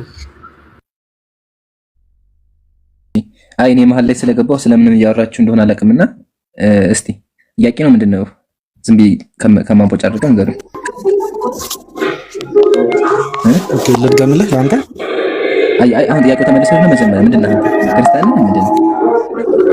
አዎ እሺ ኦኬ ጥያቄዎች የተመለሰው ነው ወይስ አልተመለሱልህም? የተመለሰልኝ ይመስለኛል። ግን አሁን ትክክል እንደተመለሰልኝ ሐሳቤን ልንገርህና ነው አይደለም የሚለው ኢብሮ አዲስ ሐሳብ ላይ ብታወር ይሻላል። ያው እሱም ልጁም እንዲጠቀም ሌላውም ሰው እንዲጠቀም ይሄንን ሐሳብ አብሰልስለውና ሌላ ጊዜ ደግሞ እናየዋለን በደንብ ማለት ነው። ምናልባት የተዘራረቀ ምናምን ነገር ካለ ደግሞ ሌላ ጊዜ ደግሞ እናያለን። ሌላ ጥያቄ ካለ አብይ ይጠይቀው። አንዴ ኮንፊርም ያርግልኝና ያው እኔም ለምን ለማለት እንዲመቸኝ ለአቡበከር ያልኩት ምንድነው ኩሱ ላይብሪካድ ላይ ከዚህ በፊት አንድ ክርስቲያን ሙስሊም የሚለው ቃል መጽሐፍ ቅዱስ ላይ ከቁርአን በፊት አሳየኝ ብሎት ኢዮብ 22:21ን ጠቅሶ ሻሎም የሚለውን የዕብራይስጡን ቋንቋ እንትን ብሎ ዲቪቢ የሚባለውን ትርጓሜ ሌክሲካኑን አሳይቶት ያው አለ ብሎ አሳይቶታልና በትርጓሜ ባውዱ ከሆነ ለአንድ አምላክ መገዛት ከሆነ በሚለው በዛ ትርጓሜ ነው እንጂ በእምነት ስርዓቱ አይደለም ነው እኔ የተረዳሁት አሁን ማለት ነው። ማለት እዛ ላይ የነበረው ትክክል ያልኩበትም አለ። ሐሳቡ አሁን የተነገርካቸው ሐሳቦች ሁለት ሐሳቦችን ይዛሉ። ትክክል የሆነ ሐሳብና ፎልስ የሆነ ሐሳብ አለ። ፎልስ የሆነ ሐሳብ የሆነ ሌላ መመሪያ ስትል እምነቱ አይቀየርም። ነቢያት በሙሉ በአንድ አምላክ ነው የሚያምኑት። እምነቱ አይቀየርም። የሚቀየረው ህጋትና መመሪያው ነው። መመሪያው ይቀያየራል። ለዛ ነው ቁርአን ላይ አላህ ለኩሊን ጀዐልና ሚንኩም ሽርዓተ ወሚንሃጃ ለሁላችሁም ህግና መመሪያ ሰጠናችሁ አለ። አላህ ለሁሉም ህዝቦች መመሪያ ሰጥቷቸዋል። ለእስራኤል ህዝቦች ኦሪት መጣ፣ ከኦሪት ቀጥሎ ወንጌል መጣ። እንዲሁም ደግሞ በዘመናት መጨረሻ ኃያሉ አምላክ ፉርቃንን መጣ፣ ቁርአን መጣ እና ህጎች ይለያያሉ፣ ግን እምነቱ አንድ ነው። እሱ ምንድነው? አን የዕቡዱላህ ወህደህ አላህን ብቻ ማምለክ ነው። ይሄ መቼም አይቀየርም። ኦኬ ስቲል ያው ተመሳሳይ ነገር ነው ይመስለኛል። ያው ህግጋቱ ነው የሚቀየረው እንጂ በእምነት ደረጃ ለአንድ አምላክ መገዛት ነው አለቀ። ትርጓሜው አይደል? አዎ እንጂ ከእምነቱ ጋር ማለት ከህግጋቶቹ ጋር እስልምና ላይ ያሉት ህግጋቶችና እኛ ጋር ያሉት ህግጋቶች ጋር ከዛ ጋር የሚገናኝ ነገር አይደለም። ጀስት ከቃላቱ አንድ ስር ስለሆነ በሙሴ ጊዜ የነበሩ ህግጋቶች በሚል አስተካክለው፣ አሁን ያለው ህግና በሙሴ ጊዜ ያለው ህግ በሚል አስተካክለው። አላህ ለሙሴ ህግ ሰጥቶታል። ህጉ ደግሞ የእስራኤሎች መመሪያ ነበረ። እንዲሁም ደግሞ ለኛ መመሪያ ሰጥቶናል። እሱም ደግሞ ቁርአን ነው። ሁሉም ከአላህ ናቸው፣ ግን ደግሞ ለተለያዩ የተሰጡ ናቸው። የመጨረሻ ህግ ደግሞ ቁርአን ነው። ያው ስቲል በዛ ሳይሆን ብቻ አሁን በአውዱ ነው አንድ ሊሆን የሚችለው። መጽሐፍ ቅዱስ ላይም ተገልጿል ብሎ ኢዮብ 22:21ን የገለጸው ለአንድ አምላክ መገዛት በሚለው ነው፣ ሌላ አይደለም አይደለ? ይሄው ስሙ ደግሞ ሴሜቲክ አንድ አይነት ሴሜቲክ ስሮች ስለሆኑ ነገሮች ሲደጋገሙ ለማሳየት ይመስላል። እሺ ብራዘር፣ ነገሮች ሲደጋገሙ ይሰለቻሉ። ሁሱ ቅድም ገልጾልሃል። አቡኪ እየሞገተ ያለው ቃሉ ራሱ አለ ነው። ትክክል ነው። በማስረጃም ከፍታ አሳይቷል። ሙስሊም እንደሚል ሌክሲካል ላይ ባይብል ሀብ ላይ አውጥቶ አሳይቷል። ሙስሊም የሚለው ቃል እንዳለ ማለት ነው። ኢዮብ ላይ ሙግቱ ሙስሊም የሚለው ቃል አለም ገባ። ቃሉ ብቻ ማለት ነው አለቀ። ቃሉ አለ። እምነቱም ደግሞ አሰድታ መጽሐፍ ቅዱስ ላይ ዘዳግም 6:4 ላይ ሽማ እስራኤል አዶናይ ኤሎሄኑ አዶናይ ኢኻድ ይላል። እስራኤሎች ስም አምላካችን ያህዌ አንድ ነው ይላል። ያው ያህዌ የሚለው ስም እንተውና እስራኤሎችም ሙሴም የሰበከው አንድ አምላክ ነው። ቁርአን ላይ የምትመጣ ነቢያት ሲናገሩ የነበረው አን ኢዕቡዱላህ ወህደ አላህን ብቻ አምልኩ እያሉ ሲናገሩ የነበሩት። ስለዚህ በዚህ ይመታል። ግልጽ ከሆነልህ ወደ ቀጣይ ማለፍ እንችላለን። ግን አሁን አይ ቲንክ ሐሳቡ ሲደጋግሙ እንዳይሰለችው ወደ ቀጣዩ ነፍ ጥሩ ነው። እዚህ ጋር ቅሬታ ካለ እድላለህ፣ ቅሬታውን መናገር ትችላለህ። ችግር የለም ተመልሶኛል። ሌላ አንድ ጥያቄ ልጠይቅ እዚህ ላይ ይቻላል? አላህ አሁን በእስልምና አላህ አይወልድም አይወለድም የሚል ኮንሰፕት አለና ቁርአን ላይ አይ ቲንክ ሱራ 601 ላይ የሆነች ጥቅስ አለች እና የእናንተ መስፈርት አሁን ለምሳሌ እኛ ኢየሱስ ክርስቶስ የአብ ልጅ ነው ስንል የአምላክ ልጅ ነው ብለን ስናምን ልጅ አይሆንም ልጅ አይወለድም የምትሉት የእናንተ ኮንቴክስቱ ከምን ተነስቶ ነው? ምክንያቱም አሁን እዛች ላይ ያየሁት አላህ ሚስት ሳይኖረው እንዴት ልጅ ይኖረዋል የሚል ጥቅስ አለችና ከዛ አንፃር እሷን እስቲ ግልጽ ብታረጉልኝ። እሺ መጀመሪያ ክርስትና ከተቀስከከ ክርስትና ልጠይቅ ፈቃደኛ ከሆንክ ካወኩ ተመልሳለሁ። ብዙም እውቀት የለኝም። አሁንም አጋጣሚ ነው። ችግር የለውም። የምታውቀውን ትነግረናለህ። ከመጀመሪያው ስጀምርልህ ነቢያት እምነታቸው ምንድን ነበር? እምነታቸው ያው በአንድ አምላክ ነው። ያው ክርስትና አይደለም። ምክንያቱም ክርስትና ከኢየሱስ ክርስቶስ ባለ ጥያቄ ሃይማኖታቸው ሳይሆን እምነታቸው መጀመሪያ በአንድ አምላክ ነበር የሚያምኑት አይደለ? እሺ ሃይማኖታቸው ምንድን ነው? እኔ እንጃ ማለት አሁን ሃይማኖታቸው ምንድን ነው ስትለኝ ምን እንድመልስ ነው? ክርስቲያን ናቸው? ኦርቶዶክስ ናቸው? እንደዛ አይነት መልስ ነው ወይስ? ኦርቶዶክስን ኢትዮጵያ ውስጥ ያለ ነው። ያው ኦርቶዶክስ ናውጣውና ያው በእምነት ደረጃ ኦርቶዶክስ ከጊዜ በኋላ የመጣ ነው። ግን እምነታቸው ምንድን ነው? ጄውሽ ናቸው? ጣዖት አምላኪ ናቸው? ምንድን ናቸው? ባቢሉ ምንድን ናቸው? እስቲ ንገረኝ። ፈጣሪ አንድ አምላክን ነው የሚያምኑት። ለዛ ብዬ ነው ማለት። ኦኬ ሃይማኖት የላቸውም? የሃይማኖት መጠሪያ የለውም? አላውቀውም። ያው እንዳልኩ ብዙም ጠንካራ አይደለም ማለት ነው። ችግር የለውም። ኢየሱስ ክርስትናን ሰብኳል? ያው ክርስትና ማለት ያው በኢየሱስ ክርስቶስ አምላክነት ማመን ስለሆነ ክርስትና እንደ ሃይማኖት ሰብኳል አልሰበከም ሳይሆን ክርስትና ማለት ራሱ በኢየሱስ ክርስቶስ አምላክነት ማመን ማለት ነው አይደለ? ያ አይደለም። ክርስቲያንና ክርስትና ይለያያሉ። ክርስቲያን ማለት የኢየሱስ ተከታይ ማለት ነው አይደለ? ምዕመኑ ነው። አንተ ክርስቲያን ትባላለህ።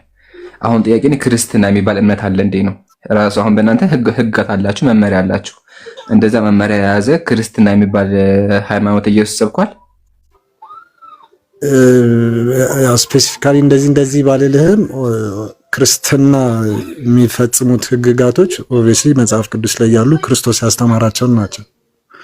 ኦኬ እሺ፣ ጥሩ ጥያቄ፣ ጥሩ መልስ።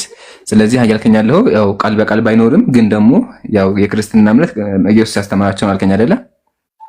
ያው ቃል በቃል ባይኖርም ሳይሆን ክርስትና ተብሎ አሁን ለምሳሌ መጠመቅ ምን የሚሉትን አሁን ቁርባን ጋር ምናምን ያሉትን እያንዳንዱን ህግጋቶች አሁን ቤተክርስቲያን የምትፈጽመው ከመጽሐፍ ቅዱስ ካለ ስርዓት የተነሳ ነው ልፈልግ። እሺ ቤተክርስቲያን ጭራሽ ነው አፈጽመውን ብለህሳ ከየት ቤተ እምነት ነህ አንተ?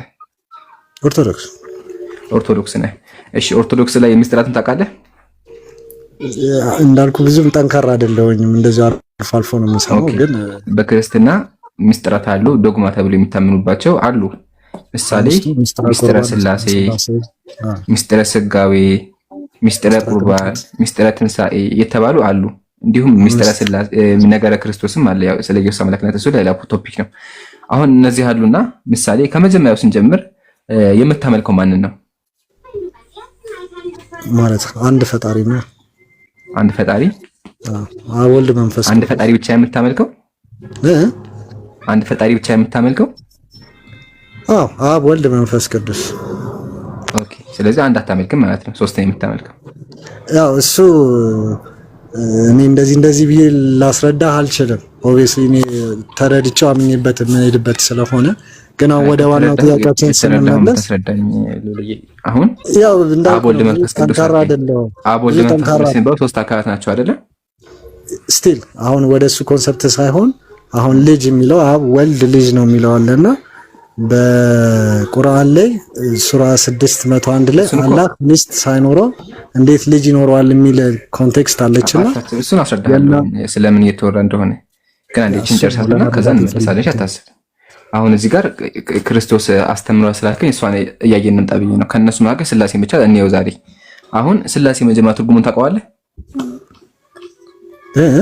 ስላሴ ትርጉሙን ታውቀዋለህ? አብ ወልድ መንፈስ ቅዱስ በሚለው ነው የማውቀው። አይደለም ስላሴ እሱ አይደለም። ስላሴ ዴፊኒሽን እሱ አይደለም። ላስረዳ ትርጉሙ ምን እንደሆነ መጀመሪያ አታውቀውምና ያው ሌላ ጊዜ እንዳሰምንት እንድትወስደው የምታመልከውን አምላክ ማወቅ በጣም ግዴታ ነውና ሰም ሪሰርች ጥናቶች ነገር ለማድረግ ሞክር። ትምህርተ ሃይማኖት ምዕራፍ 2 እንደዚህ ይላል። ስላሴ የሚለው ቃል ሰለሰ ሶስት አደረገ ከሚለው የግዕዝ ቃል የተገኘ ሲሆን ሶስትነት ማለት ነው ይላል። የቃሉ ትርጉም ምንድነው? ሶስትነት ማለት ነው። ይሄ የቃሉ ትርጉም ነው። ሐሳቡ ምንድነው ደግሞ ስንል አብ ወልድ መንፈስ ቅዱስ በባህሪ በመፍጠር በስልጣን በአገዛዝ በመለኮት በፍቃድ በህልውና በአናሮ አንድ ናቸው ብላችሁ ደግሞ በስም በአካል በግብር በኩነት ሶስት ናቸው ታምናላችሁ። ይሄ ነው ስላሴ የሚለው እምነታችሁ ማለት ነው አይደለ? አካል የተባሉት እነማን ናቸው? አብ ወልድ መንፈስ ቅዱስ። አብ ወልድ መንፈስ ቅዱስ ስንት አካል የምታመልከው? ያው ሶስት ማለት ነው አንተ በምታወራው ኮንሴፕት። አይ ጥያቄ ነው የጠየቅኩህ እኮ። የማመልከው ከሆነ አንድ አምላክ ነው። አንድ አምላክ ስትል ግን በመለኮት ነው አይደለ? አንድ ስትል በመለኮት ነው አይደለ? በኢሰንስ ነው አንድ ሆነ። በመለኮት በኢሰንስ አንድ ቢሆን በአካል ስንት ናቸው? በአካል ሶስት። ስለዚህ በአካል ሶስት አምላክ ታመልካለህ አይደለ? በአካል ሶስት ሲባል ደግሞ ሶስት የተለያዩ አካል ሳይሆን ያው ስቲል እንዳልኩ ነው። አሁን እኔ የገባኝ ሶስት የተለያዩ አካል አይደሉም። ሶስት የተለያዩ አካል አይደሉም ብሎ የሚያምኑት መናፍቃን ናቸው። ቤተክርስቲያን ምስጢረ ስላሴ መጽሐፏ ላይ አርግጣ ያወገዘቻቸው መናፍቃን ናቸው። ኢየሱስ አንድ አምላክ በቃ ሁሉም አንድ ናቸው፣ አብም ወልድ መንፈስ ቅዱስም ኢየሱስ ናቸው ብሎ የሚያምኑ ሰባሌዎሳውያን ይባላሉ። እሱ ምንፍቅና ነው። አብ የራሱ አካል ገጽ ባህሪ ያለው፣ ወልድም የራሱ ገጽ ባህሪ አካል አለው። ላሳይክ ማስረጃ። አሁን እውነት ለመናገር እንደሆነ እንደዚህ አይነት ነገሮች እንዳልኩክ ብዙም እኔ በእምነቴም ጠንካራ ባልሆነም በገባይ ልክ ግን ገብቶኝ አምናለሁና ያንን ደግሞ ለአንተ እንደዚህ ላስረዳህ አልችልም። እንደዚህ መጽሐፍትን እየጠቀስኩኝ እንደዚህ ላስረዳህ አልችልም። ግን በገባይ ልክ እኔ አውቀዋለሁ እና ሜቢ ለዛ ተዘጋጅቼ መልስ የምሰጥበት ቀን ሊመጣ ይችላል። ግን እስቲ ወደ ቁርአኑ መጣላው ግን ከሱ በፊት አሁን ያልከው ቃል ራሱ ስህተት እንዳለበት ላሳይክና ከዛ አንድ አጭር ጥያቄ ጠይቂ፣ ከዛ ይበቃናል። ወደ እስልምና እንመለሳለሽ። ብራዘር ዋናው መማማር ስለሆነ አሁን አንተ በአካል እኮ አለያዩም ስንል ሶስቱም አንድ ናቸው የሚል ኮንሴፕት ተናግረሃልና ይሄ መጽሐፍ ይታያል? አይ ቲንክ ካሜራ አልሰራም። እሺ ይታያል አሁን? ይህ ሃይማኖተ አበው በብፁዕ በቅዱስ ሊቀ ጳጳስ ዘኢትዮጵያ ስማቸው ላይ ሁላ ስማቸው ረጅም ነው። በአቡነ ማትያስ የታተመ መጽሐፍ ነው። እሺ እንደዚህ ላይ ያየኸው ከሆነ ዘአትናቴዎስ ምዕራፍ 11 ላይ ማለት ነው። አብ ነው እንጂ ወልድም መንፈስ ቅዱስን አይደለም፣ ወልድም ወልድ ነው እንጂ አብን መንፈስ ቅዱስን አይደለም ይላል። ሶስቱም የተለያዩ ናቸው ካለ በኋላ አብ ወልድን መንፈስ ቅዱስን ወደ መሆን አይለወጥም፣ ወልድን አብን መንፈስ ቅዱስን ወደ መሆን አይለወጥም ብለው ሁሉም የተለያዩ እንደሆነ ያስቀምጣሉ። ስለዚህ ሶስት አምላክ ተመልካለህ ነው ልዑልዬ በአካል ማለት ነው። አሁን ጥያቄያችን መሰለህ ሶስት አምላክ ያመለከ መጽሐፍ ቅዱስ ላይ አለ? ሶስት አምላክ ያመለከ የለም። አንድ አምላክ ነው። እስቲ ለኔንም ሶስት አምላክ ብትለኝ አይደለም ነው ምልክ እንዴት እንደማስረዳ ባላቀም አንድ አምላክ ነው ማለት ቃል በቃ ቤተክርስቲያን አይደለም። አንድ የሆነው እኮ እናንተ በመለኮት ነው። ትክክል ናችሁ እኮ ባይ ዘ ዌይ ሰዎች ምሳሌ አንድ የሚያደርገን ነገር አለ። ሰውነታችን አንድ ያደርገናል አይደለ? ምንም ምድር ላይ 1 ቢሊዮን ሰው ቢኖርም ሰውነታችን አንድ ነው። ግን ደግሞ ወደ በጣም ብዙ ቢሊዮን ሰዎች ነን። አየህ አይደለ? ስላሴዎችም በመለኮት አንድ ናቸው። አንድ ፈጣሪ ነው ያለው። ግን ደግሞ ያንን ፈጣሪ ሼር የሚያደርጉ ሶስት አካላት አሉ። አሁን ችግር የለም። ቃል በቃል ቤተክርስቲያን ሶስት አካል እንደምትል ላሳይክ። ከዛ ወደ ትመልስልኝ ጥያቄ ማለት ነው። ይታያል የመጽሐፍ? እሺ ሰይፈ ስላሴ ነው። ቃል በቃል ሶስት ፈጣሪ እንደሚሉ ላሳይክ።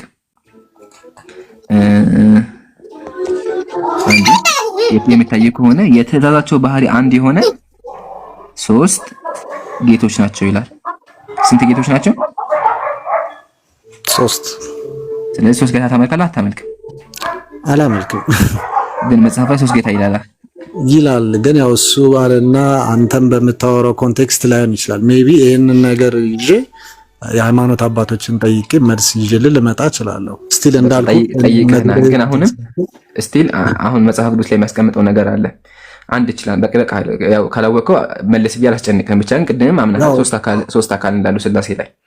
አሁን ጥያቄያችን ማለት ነው የሚሆነው መጽሐፍ ቅዱስ ላይ እግዚአብሔር አንድ የሚናገረው ነገር አለ።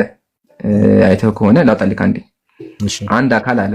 አንድ አካል ወደ አንተ መጥቶ የማታውቃቸውን አምላክ እናምልክ ቢልህ ምን አድርገው ነው የሚለው ታውቃለህ? ስቲል አላውቅም። እንዳልኩ በተለይ ብዙ መርምሬ አላውቅም።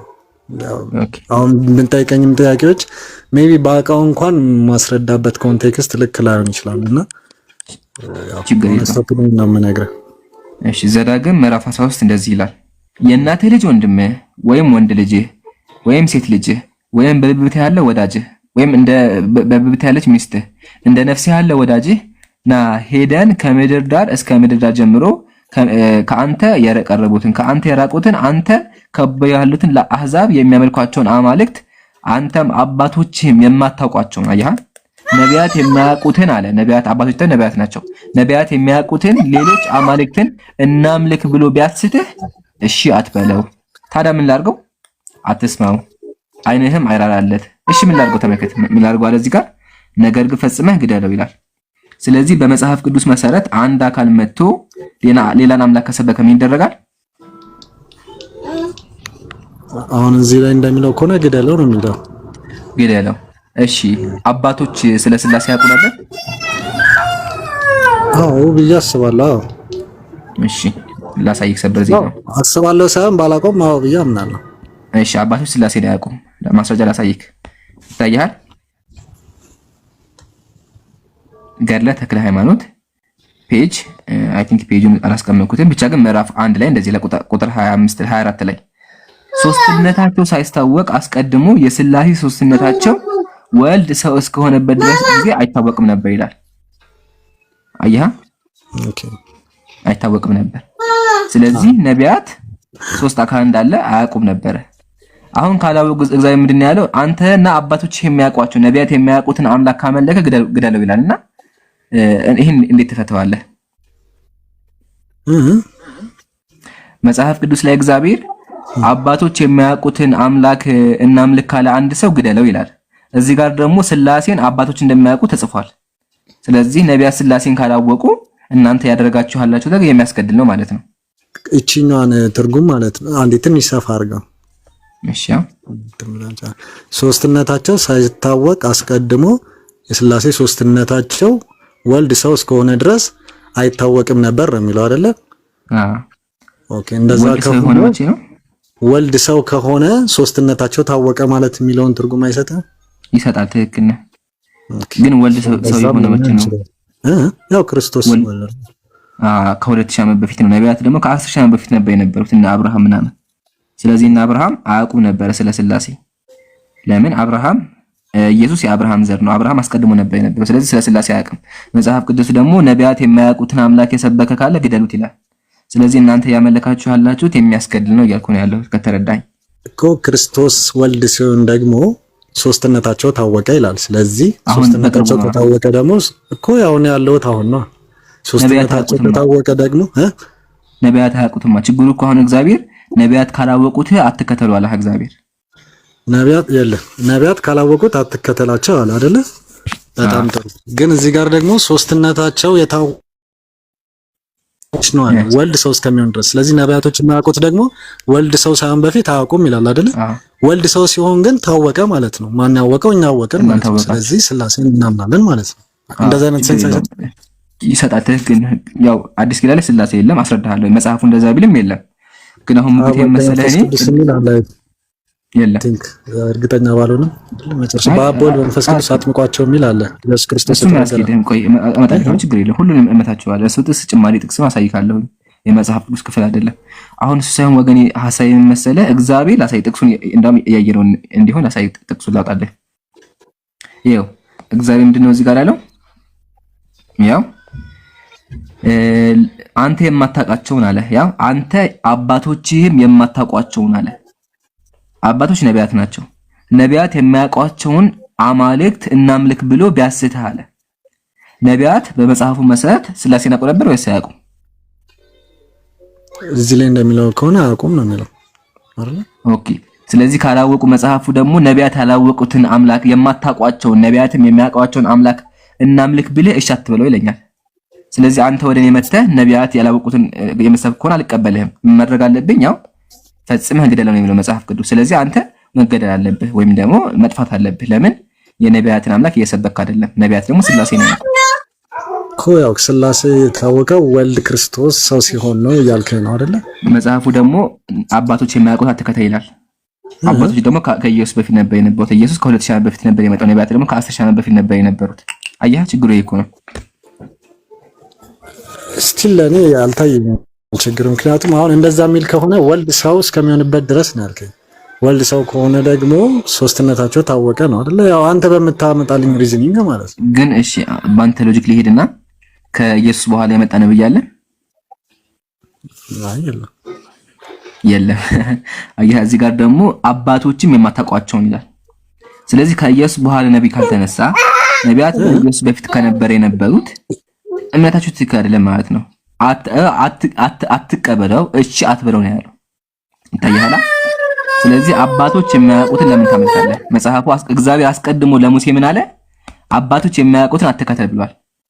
ስለዚህ አባቶች የሚያውቁትን አልከተለውም። እንደውም መግደልም አለብኝ አንተ ማለት ነው በመጽሐፉ መሰረት።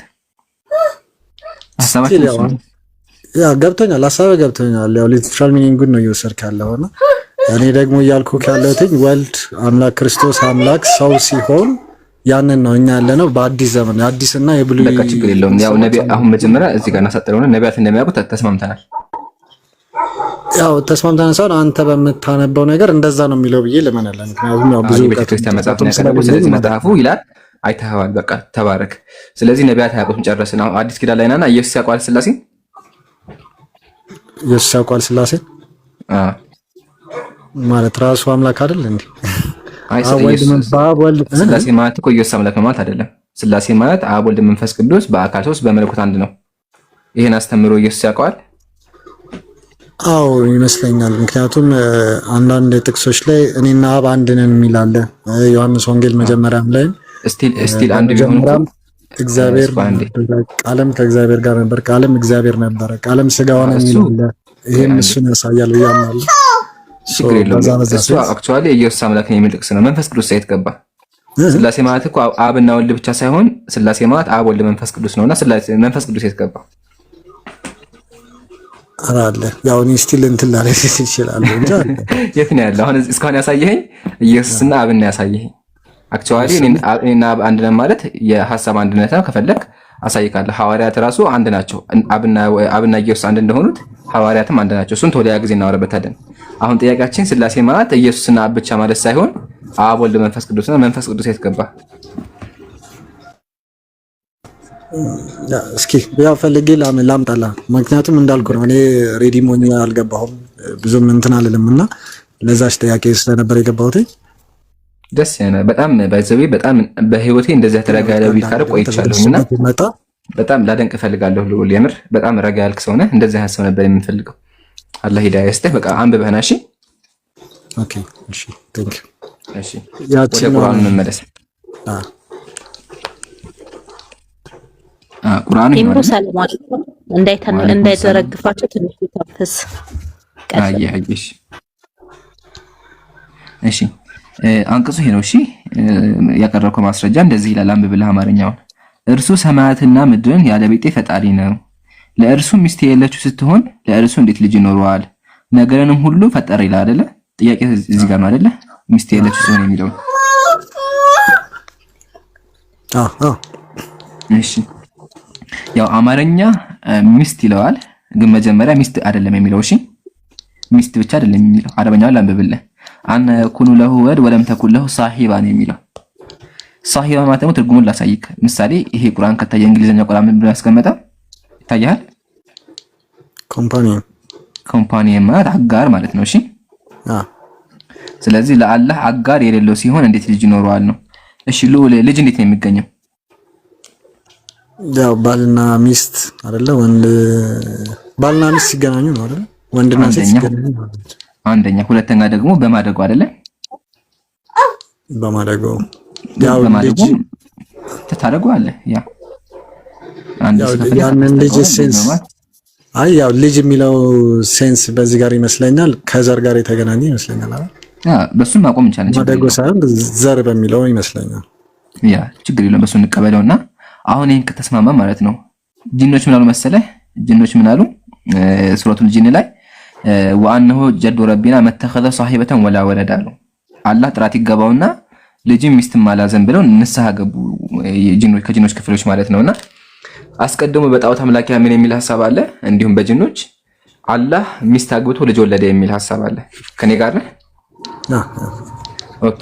አሁን አላህ መልስ የሰጠ ያለው ለነሱ ነው። ሰዎች ምን አሉ? አላህ ሚስት አግብቶ ልጅ ወለደ አሉ። እሺ ልዑል ምሳሌውን ቀላል አድርገውና ወደ አንተ መጥቼ አንተ ሚስትም የለህም ልጅም የለህም መጣሁና ወደ አንተ ልጅ አለህ እንዴ ቢልህ ምን ትለኛለህ? ልጅ የለኝም ነው የምልህ። እንኳን ልጅ ሚስት የለኝም ብትል አይደለ? እንኳን ልጅ ሚስትም የለኝም ትላለህ አይደለ? ኦኬ። ስለዚህ በዚህ ንግግር ምን ሙድቅ አደረክ? እንኳን ልጅ ሊኖርህ ይቅርና ሚስት ሊኖርህ እንደማይችል ተናገርክ። ኢዛት ራይት አንድ እሱ ወር ደግሞ ልጅ እንዲኖረኝ እንዴት ሚስት ሳይኖረኝ እንዴት ልጅ ይኖረኛል? ማለትም ልጅ ሊኖረኝ ግዴታ ሚስት ያስፈልገኛል። በዛም ሴንስ ልታየው ትችላለህ። ትክክል። አሁን በዚህ ከተስማማን አላህ ሱብሃነሁ ወተዓላ ለነሱ መልስ እየሰጠን ያለው ምን አለ? አነ የኩኑ ለሁ ወለድ፣ እንዴት ብሎ ለሱ ልጅ ይኖረዋል? ወለም ተኩን ለሁ ሷሂባ፣ ለልጅ መገኛ ራሱ አጋር የለውም ቢጤ። ሰው ከምንድን ነው የሚወልደው? ሰው ከሰው ነው አይደለ? አንበሳ ከአንበሳ ነው። ሰው ከአንበሳ ይወልድም አይደለ? ስለዚህ ለአላህ ቢጤ የለውም አለ። አምላክ ቢጤ ያለው እንዴ? አላህ ሰው ይባላል? አላህ አይባልም አይደለ? ፈጣሪ ሰው አይባልም። ስለዚህ አላህ እንዴት ብሎ ልጅ ይወልዳል ነው? እንደሱ አይነት አጋር ራሱ የለውም ነው። አንተ ሰው ነህ፣ ሴት አለች። አንበሳ ሴት አንበሳ፣ ውሻ ሴት ውሻ አለች። ግን ወደ አላህ ስንመጣ ደግሞ አላህ አጋር የለውም ጭራሽ ነው። ስለዚህ ልጅ እንዴት ይገኛል? ፈከይፈ የስተሂቁል ወለድ፣ እንዴ ብሎ ልጅ የሚባል ነገር ይገኛል? ስለዚህ በዚህ ንግግሩ ሁለት ነገር ውድቅ አደረገ። አንደኛው ለሱ አጋር እንደሌለ፣ ሁለተኛ ደግሞ ልጅም ሊኖረው እንደማይችል ውድቅ አደረገ ማለት ነው። አሁን እኔ ግን ጥያቄ የሚፈጠረብኝ ስለዚህ አላህ ለምሳሌ ልጅ እንዲኖረው ግዴታ አጋር ያስፈልገዋል ማለት ነው? እንደዛ ማለት አይደለም። እንደዛ ማለት አይደለም። አስረዳኝ። እንደዛ እንደማለት መሰለኝ። አትሊስት እኔ የተረዳሁት በዛ ነገር ነው። አይ አይደለም። ይሄው ቅድም አስቀምጬልህ ነበር። ይሄ ስፔሲፊክ መልሱ ለጣዖት አምላኪያን ነው። ጣዖት አምላኪያን አላህ ልጅ አግብቶ ሚስት ወለደ የሚል ሐሳብ ነበራቸው። ለሱ ሐሳብ ሙሉ ያደርጋለሁ እንጂ ጭራሹን አይችልም ማለት አይደለም። ሱረቱል መርየም ያዘው ማስረጃ። ሱረቱል መርየም ቁጥር 35 ላይ አላህ የሚናገረው ነገር አለ። ልክፈትልህ ካሜራና ይኸው። ለአላህ ልጅ መያዝ አይገባውም ማለት ያ ለአላህ በጥቅል ደረጃ ልጅ መያዝ አይገባውም ብሎ መጣው። ኦኬ። ከፈለገ ግን ብሎ ሌላ ቦታ ላይ ለዋራድ አላህ ብሎ አላህ ሊሆን እንደማይችል ከፈለገ ራሱ ለስጣፋ ላውጣለህ። እሱን ማንቀስ ቆይ እንድታየው እንደው አውጣለህ። እስኪ አውጣ መሰለኝ ማ የخلق በጣም ይገርምሃል። ያን ጥያቄ እዛው ሱረቱ ዙመር ቁጥር 4 ላይ ሱረቱ ዙመር ቁጥር 4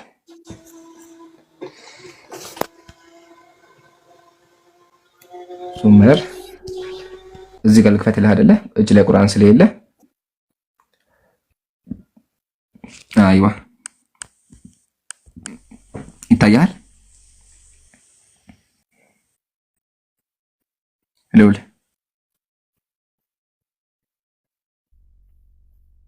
አሎ አለሁ ያ ጀማ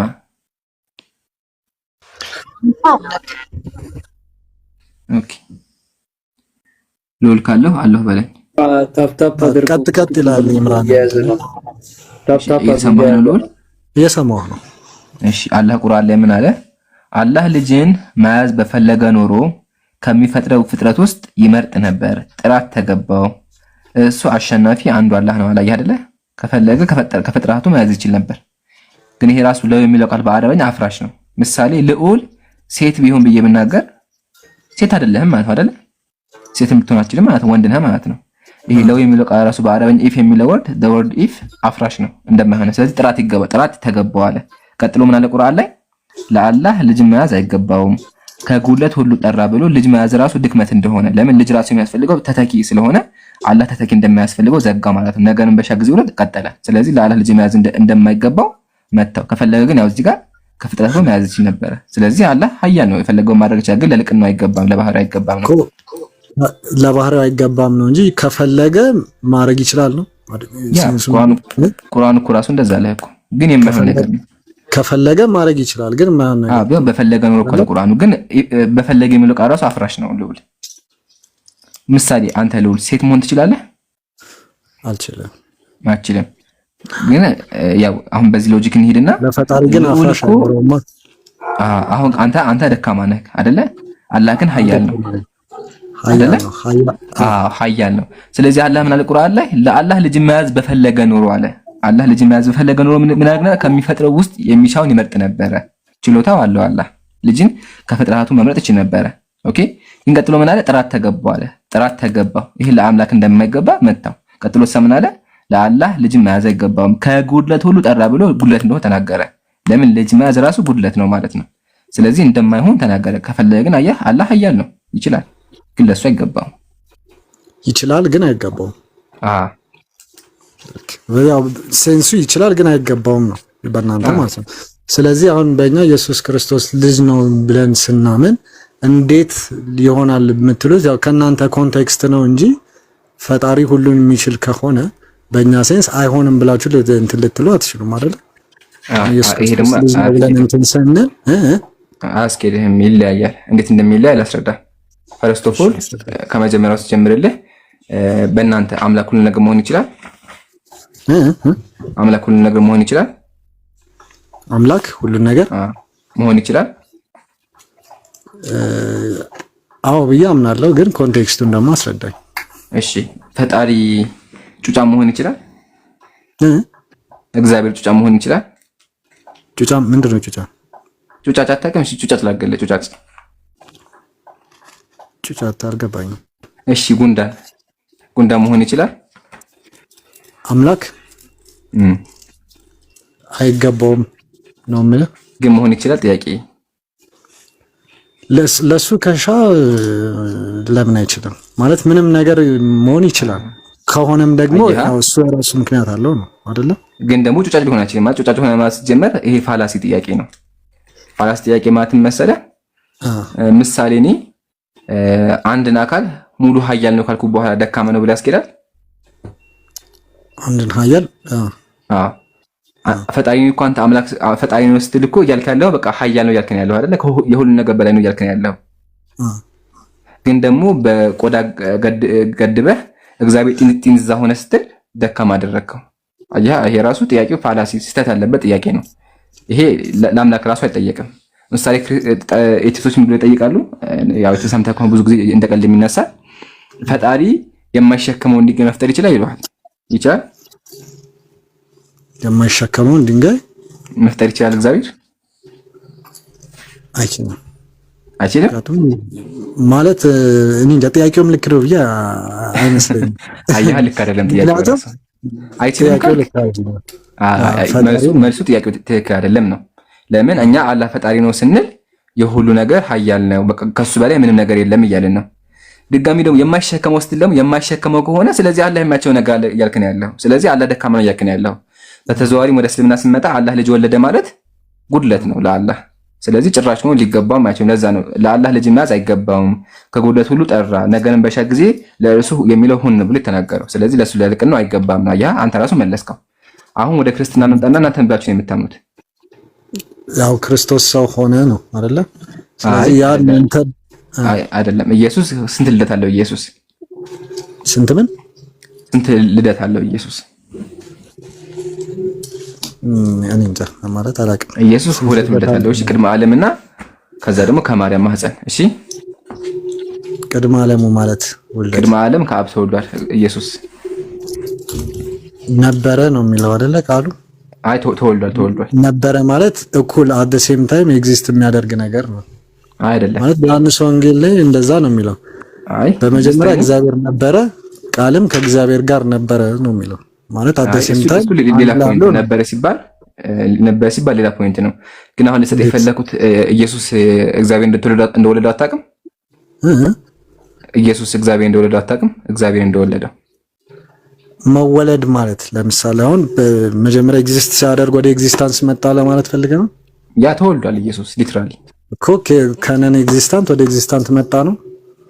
መጽሐፉ እንደዛ ነው የሚለው። ቤተክርስቲያን ምን ታለች መሰለህ? ኢየሱስ ከአብ ተወልዷል። ከአብ ተወለደ ስንል ግን ምንድነው? ቅድመ ዓለም በቃ ቅድመ ዓለም ሲባል ደግሞ በቃ ዘመናት ስለሌለ ከአብ ጋር ራሱ ነበረ ጅማሩ የለውም ብላ ታምናለች። ግን መጽሐፉ ይላል ታውቃለህ? መጽሐፉ እንደሚል መጽሐፉ እንደተወለደ እንደሚል የቱ ጋር ማለት አሁን ለዚህ ያው ልክፈትልህ መዝሙረ ዳዊት ምዕራፍ 110 ቁጥር 3 ላይ እንደዚህ ይላል፣ እግዚአብሔር የኃይልን በትር ከጽዮን ይልክልሃል፣ በጠላቶችህም መካከል ግዛ። ከአንተ ቀድሞ በኃይል ቀን በቅዱሳን ብርሃን ከአጥቢያ ኮከብ አስቀድሞ ከሆድ ይለዋል። እንግሊዝኛው ደግሞ ውምብ ይለዋል። ከማህፀን ወለድኩ ይለዋል። አያ ስለዚህ ኢየሱስ ተወልዶ አስቀድሞ ከምንድን ነው የተወለደው? ከሆድ ወለድኩ ይላል። ያው እሱ አሁን ቀጥታ አንተ ሊትራል ሚኒንጉን ነው እንደ አባቶች አስተምሮ ወይም ደግሞ እንደ ኦርቶዶክስ ትርጓሜ አይመስለኝም። ግን ሊትራሊ አንብበው ሊትራሊ ከተረጎምከው ነው። ሆድ የሚለው እግዚአብሔር ሆድ እንዳለ አሳይካለሁ። ሆድም እንዳለው ከርስም እንዳለ አካላት እንዳለ አሳይካለሁ። እሱ ላይ ፖይንት ነው። ግን እዚህ ጋር መጀመሪያ ኢየሱስ እንደተወለደ አመንክ አይደለ? እንዳልኩክ ነው። አንተ በምታወራው ሴንስ ከሆነ ወልድ ማለት ነው። አታውቅም እንዴ? ወልድ ማለት ነው። አሁን እኮ ይሄ እኮ ጠቅላላ የቤተክርስቲያን እውቀት ነው። ሁሉም ሰው ያውቀዋል። ቅድመ ዓለም ከአብ ተወለደ፣ አብ ወላዲ፣ ወልድ ተወላዲ፣ መንፈስ ቅዱስ ሰራጺ። ሰምተህ አታውቅም እንደዛ ሲባል? ይሄ የቤተክርስቲያን እምነት ነው። እሺ ብራዘር፣ የሙስሊም ያጭበረበርኩ ምናምን አይደለም። ጠይቃቸው ሄደህ ከፈለክ አብ ወላዲ፣ አብ ወለደ፣ ወልድ ተወላዲ፣ ኢየሱስ ተወለደ፣ መንፈስ ቅዱስ ደግሞ ከአፍንጫ ወጣ ወይም ደግሞ ከአብ ተገኘ ብለው ያምናሉ። ይሄ የቤተክርስቲያን እምነት ነው። አፍንጫ የሚለውን ያው ሊትራሊ ባይሆንም መጽሐፍ ዘጸአት ላይ አለልህ ከአፍንጫ ውስጥ እንደሚወጣ። ስቲል እንደዛም ቢሆን ከነን ኤግዚስተንስ ወደ ኤግዚስተንስ መጣ ማለት አይደለም ነው እያልኩ ያለው። እሱ ትክክል። የቤተክርስቲያን አስተምሮ እንደዛ ነው። የቤተክርስቲያን አስተምሮ ቅድመ ዓለም ስለሚል ከአብ ጋር እኩል ተወልዳ ብሎ ያምናሉ። ችግር ጥያቄች እሱ አይደለም። ግን መጀመሪያ እንደተወለደ አምናል እኮ ያው ማምኑማ በቤተክርስቲያን አስተምሮ ነው። ስለዚህ በቤተክርስቲያን አስተምሮ ቅድመ ዓለም ከአብ ጋር እኩል ተወልዷል። ከአብ ጋር እኩል ተወልዷል። ኢነሰንስ ያው እኩል ነበሩ ነው። ግን ተወልዷል። ዋናው አብ ኢየሱስም ወልዶታል። ስቲል አብረው ነበሩ ማለት ለመረዳት እንዴት ነው? አብረው ነበሩ። ለእናንተ በሰውና ከሆነ አብረው ነበሩ ሳይሆን ወልዶታል ወይስ አልወለደውም የሚለው ነው። ወልዶታል ወይስ አልወለደውም? ያው አንድ ናቸው ነው አይደለ? አንድ ስላሴ ጥያቄ ስላለ ወልድ መንፈስ ቅዱስ ኖ ተረድቻለሁ። ችግር የለውም። ጥያቄም ስለገባኝ ግን እየመለስክ ያለኸው ሌላ ፖይንት ነውና ሰዓት እየሄደ ምን ስለሆነ እናሳጥረው። ሰዓትም ታውቃለህ መሽቷል። ስለዚህ አሁን ጥያቄ ምንድን ነው? ኢየሱስ አብ ወልዶታል ወይስ አልወለደውም? በእኔ እውቀት አላውቅም። አሁን ባሳየኸኝ እሺ ቤተክርስቲያን ሆነ እንደዛ ነው የሚለው። እሺ ቤተክርስቲያን ትሄዳለህ? እሄዳለሁ። እሺ የምትሄድ ከሆነ አብ ወላዲ ወልድ ተወላዲ ሲባል ሰምተህ አታውቅም? በስመ አብ ወልድ መንፈስ ቅዱስ ምናምን ሲባል ሰምተህ አታውቅም? በስመ አብ ወልድ መንፈስ ቅዱስ ማለት ያው አብ ነው፣ ወልድ ክርስቶስ ነው፣ መንፈስ ቅዱስ። በስመ አብ ማለት በአብ ስም ማለት ነው። ወወልድ በወልድ ስም፣ ወመንፈስ ቅዱስ በመንፈስ ቅዱስ ስም ማለት ነው። እሺ አብ ማለት ነው አባት። እሺ ወልድ ማለት ነው ያው ልጅ አይደለ? ልጅ የተወለደ ማለት ነው። የማን ልጅ ነው? ልጅ የማን ልጅ ነው? የአብ ልጅ አየህ አይደለ? እሺ አብ እንዴት አስገኘው? እንዴት አስገኘው ሳይሆን አብረው ነበሩ ነው። በቤተክርስቲያን አስተምረው ከመጀመሪያም ጊዜ አብረው ነበሩ ነው።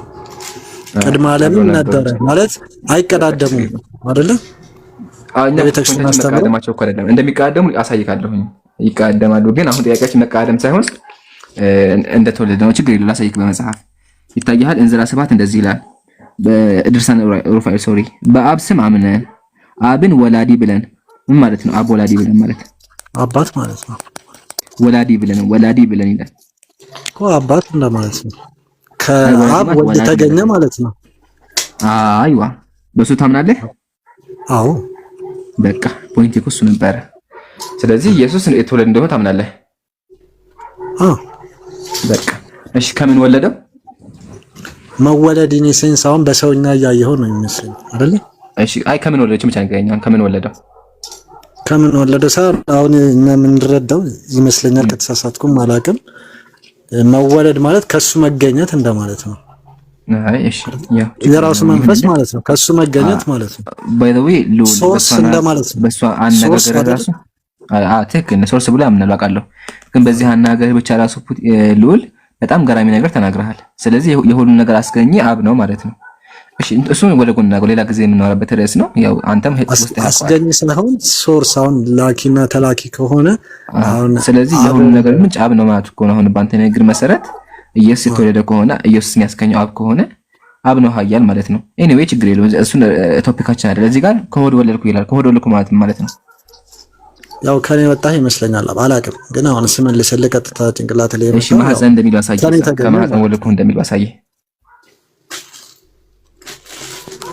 ስቲል ያው ዘሴም ነው። ከአንድ አምላክ ሶስትነት የሚለው ጋር የሚገናኝ ነው ብዬ ነው ማለት። ምክንያቱም ከማህፀን ማለት ሶርስ አምላክ አንድ ሶርስ ከሆነ አምላክ ልጁን ላከው ከተባለ ወልድ ከአብ ከተገኘ ወልድ ራሱ አብ ከሆነ ሶርስ ይችኛውን ዲኖሚኔሽኑን ምን ይሏታል? አሁን እኛ ቀጥታ ወልድ ማህፀን ስትለው ቀጥታ ከሰው ጋር እያገናኘው ነው።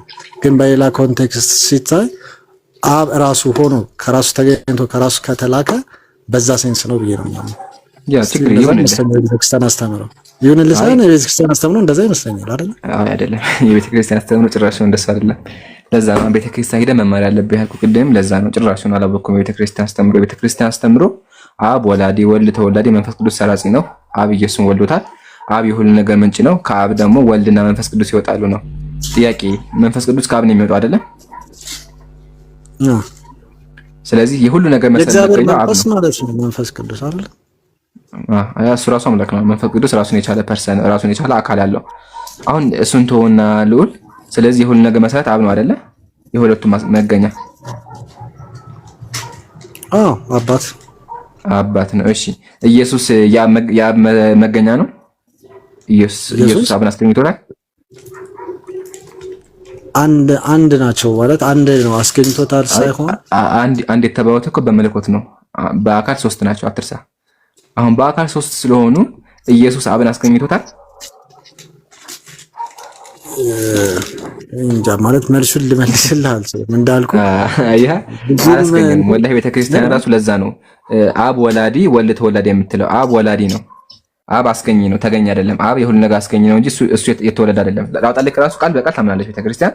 አብ ወላዲ ነው ያልተወለደ ብላ ታምናለች። ስለዚህ አያ ልዑል በቤተክርስቲያን አስተምሮ ራሱ በእምነት መሰረት አብ የሁሉ ነገር አስገኝ አይደለም፣ ወልድ የሁሉ ነገር አስገኝ፣ አብ የሁሉ ነገር አስገኝ። ያ ስላሴ በጣም የሚያወዛግብ ኮንሴፕት ነው። ጥቅሶችም የለኝም ብለሃል። በቃ በስላሴ ዙሪያ የምታመልከውን አምላክ ማወቅ አለብህና በደንብ ለማጣራት ሞክር። እሺ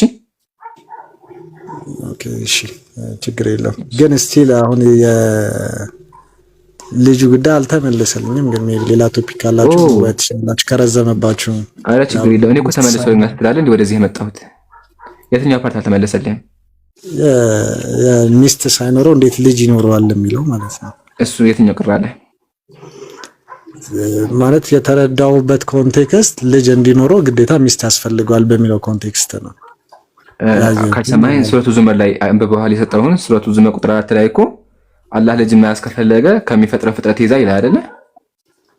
ከፈለገ ከሚፈጥረው ፍጥረት ይዛል። ስለዚህ ያው አሁን ጥያቄው ውድቅ ሆነ ማለት ነው። አላህ ለልጅ ሚስት ያስፈልገዋል ያልከው አስኬድም። ካለ ሚስትም ከፈለገ ይችላል። ካለ ሚስትም ከፈለገ ይችላል። ያ ስለዚህ አላህ እንዴት አምላክ ያ እሱን ፖይንት ነው ላመጣ የፈለኩት። አምላክ እንዴት ልጅ ይኖረዋል ሲባል በእኛ ኮንቴክስት ከዛ ጋር ለማገናኘት ፈልጌ ነው። ያው እንደማያስኬድ እኮ ከፈለገ አሁን በእናንተ አምላክ አይወልድም አይወለድም ስትሉ በእኛ ኮንቴክስት ደግሞ እንደዛ አምላክ ከቻለ ከፈለገ ካልከው የእናንተ ይለያል። የእናንተ እግዚአብሔር ኢየሱስን ከማህፀን ወለደ ብላችሁ የማጋኝ ነገር ነው። እስልምና ላይ ቅራለ ካለ እሱ ለስልምና እንጨርስ አንዴ ቆይ፣ ከዛ ወደ ዘንጎን እንመጣለን። እስቲ ያው ሊትራሊ ያው ማህፀን የሚለውን አንተም ከሰው ጋር አገናኝተው ስለሆነ ጀስት አንድ ጠይቄ እንድመጣለን የምትፈልገው ሀሳብ ንገረኝና ግልጽ አድርጌ እንመጣለን። ኦብቪየስሊ ያው ስላሴን ይዘህና ስላሴን ከመጽሐፍ ቅዱስ ፈልገህና ስላሴ እሺ ዮሐንስ ወንጌል አንድ አይገልጸውም አልከኝ? እዛ ጋር እኮ ኢየሱስን የሚገልጸው አይደል እንዴ? ስላሴ ማለት ደግሞ ኢየሱስ ማለት ሳይሆን ስላሴ ማለት አብ ወልድ መንፈስ ቅዱስ ማለት ነው።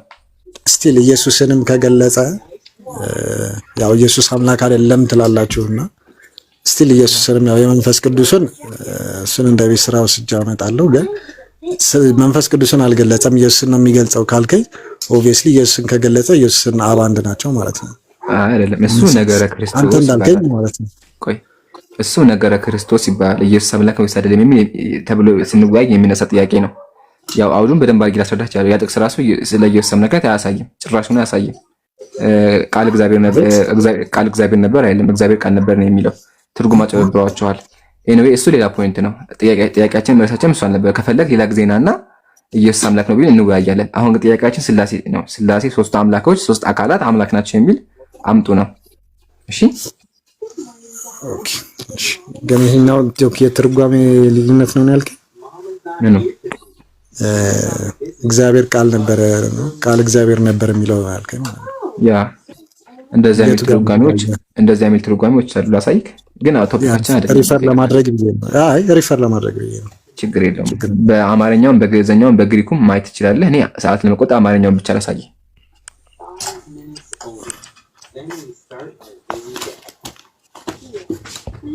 ይታያል?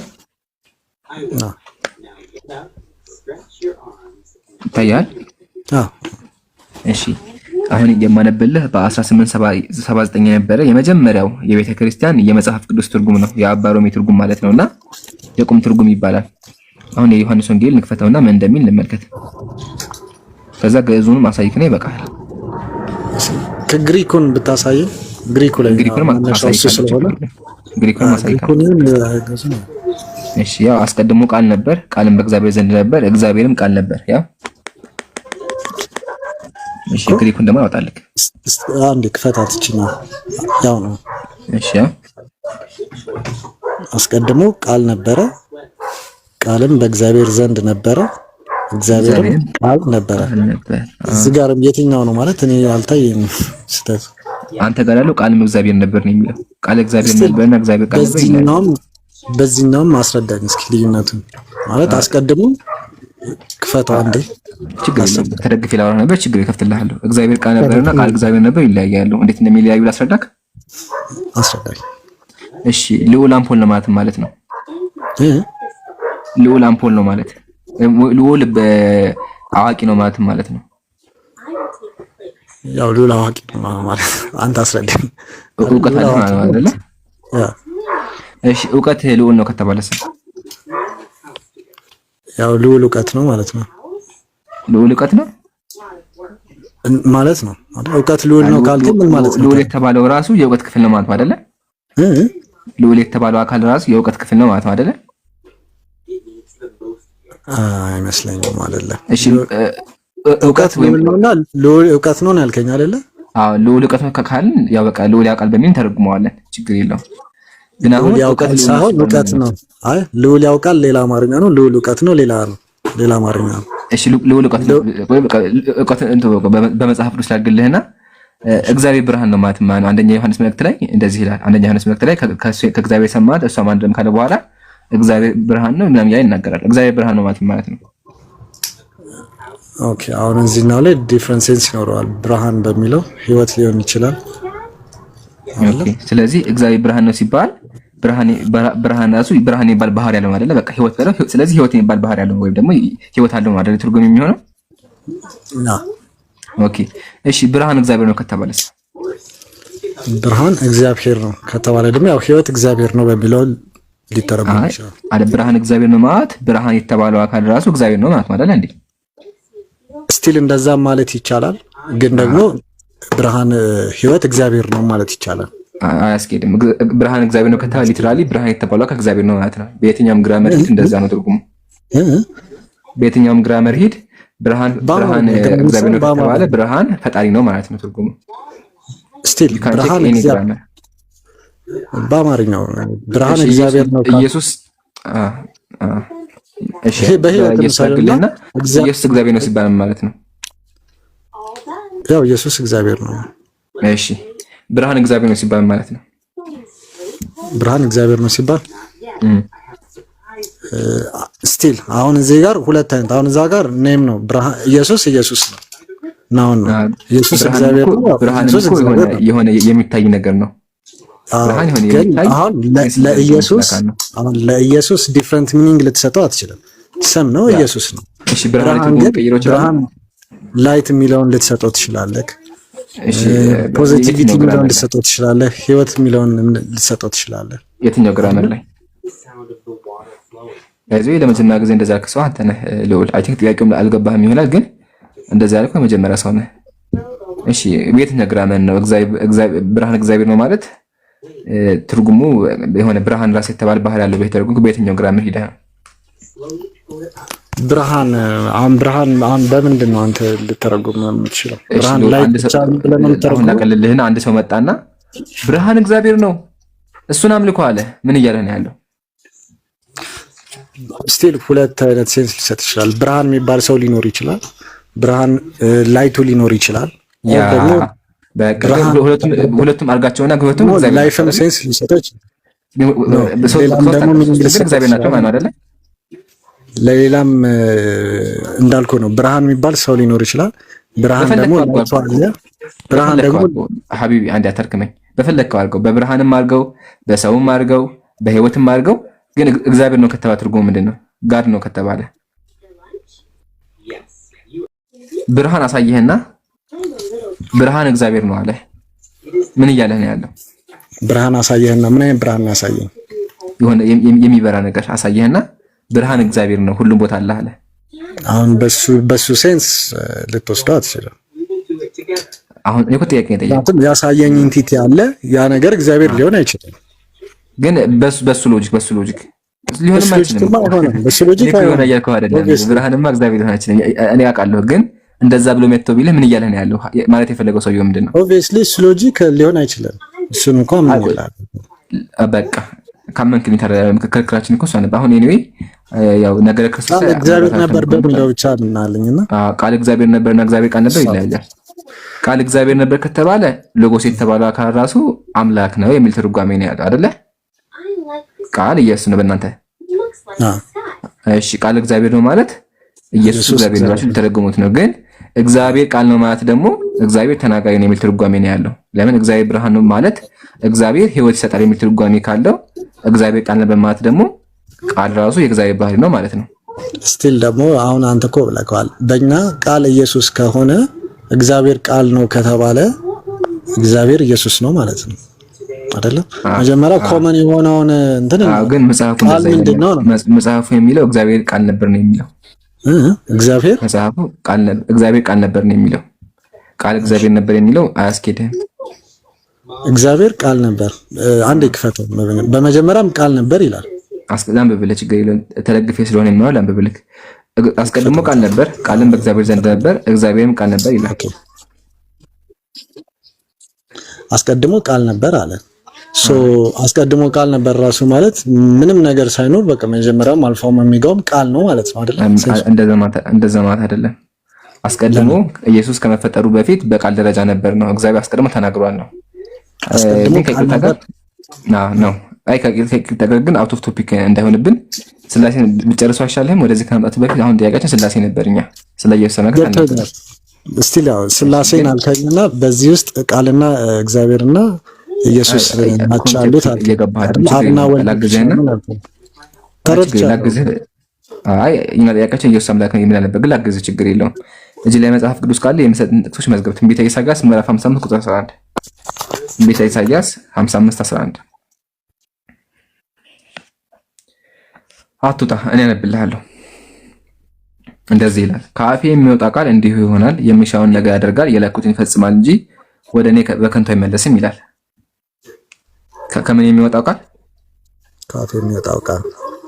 ስለዚህ እግዚአብሔር ቃል ይፈጽማል አይደለ? ከአፉ ከወጣ በኋላ እሺ፣ እግዚአብሔር ስለ ኢየሱስ ምን ተናገረ? ያ ንገረኛ፣ አንተን ነው እየጠበቀው።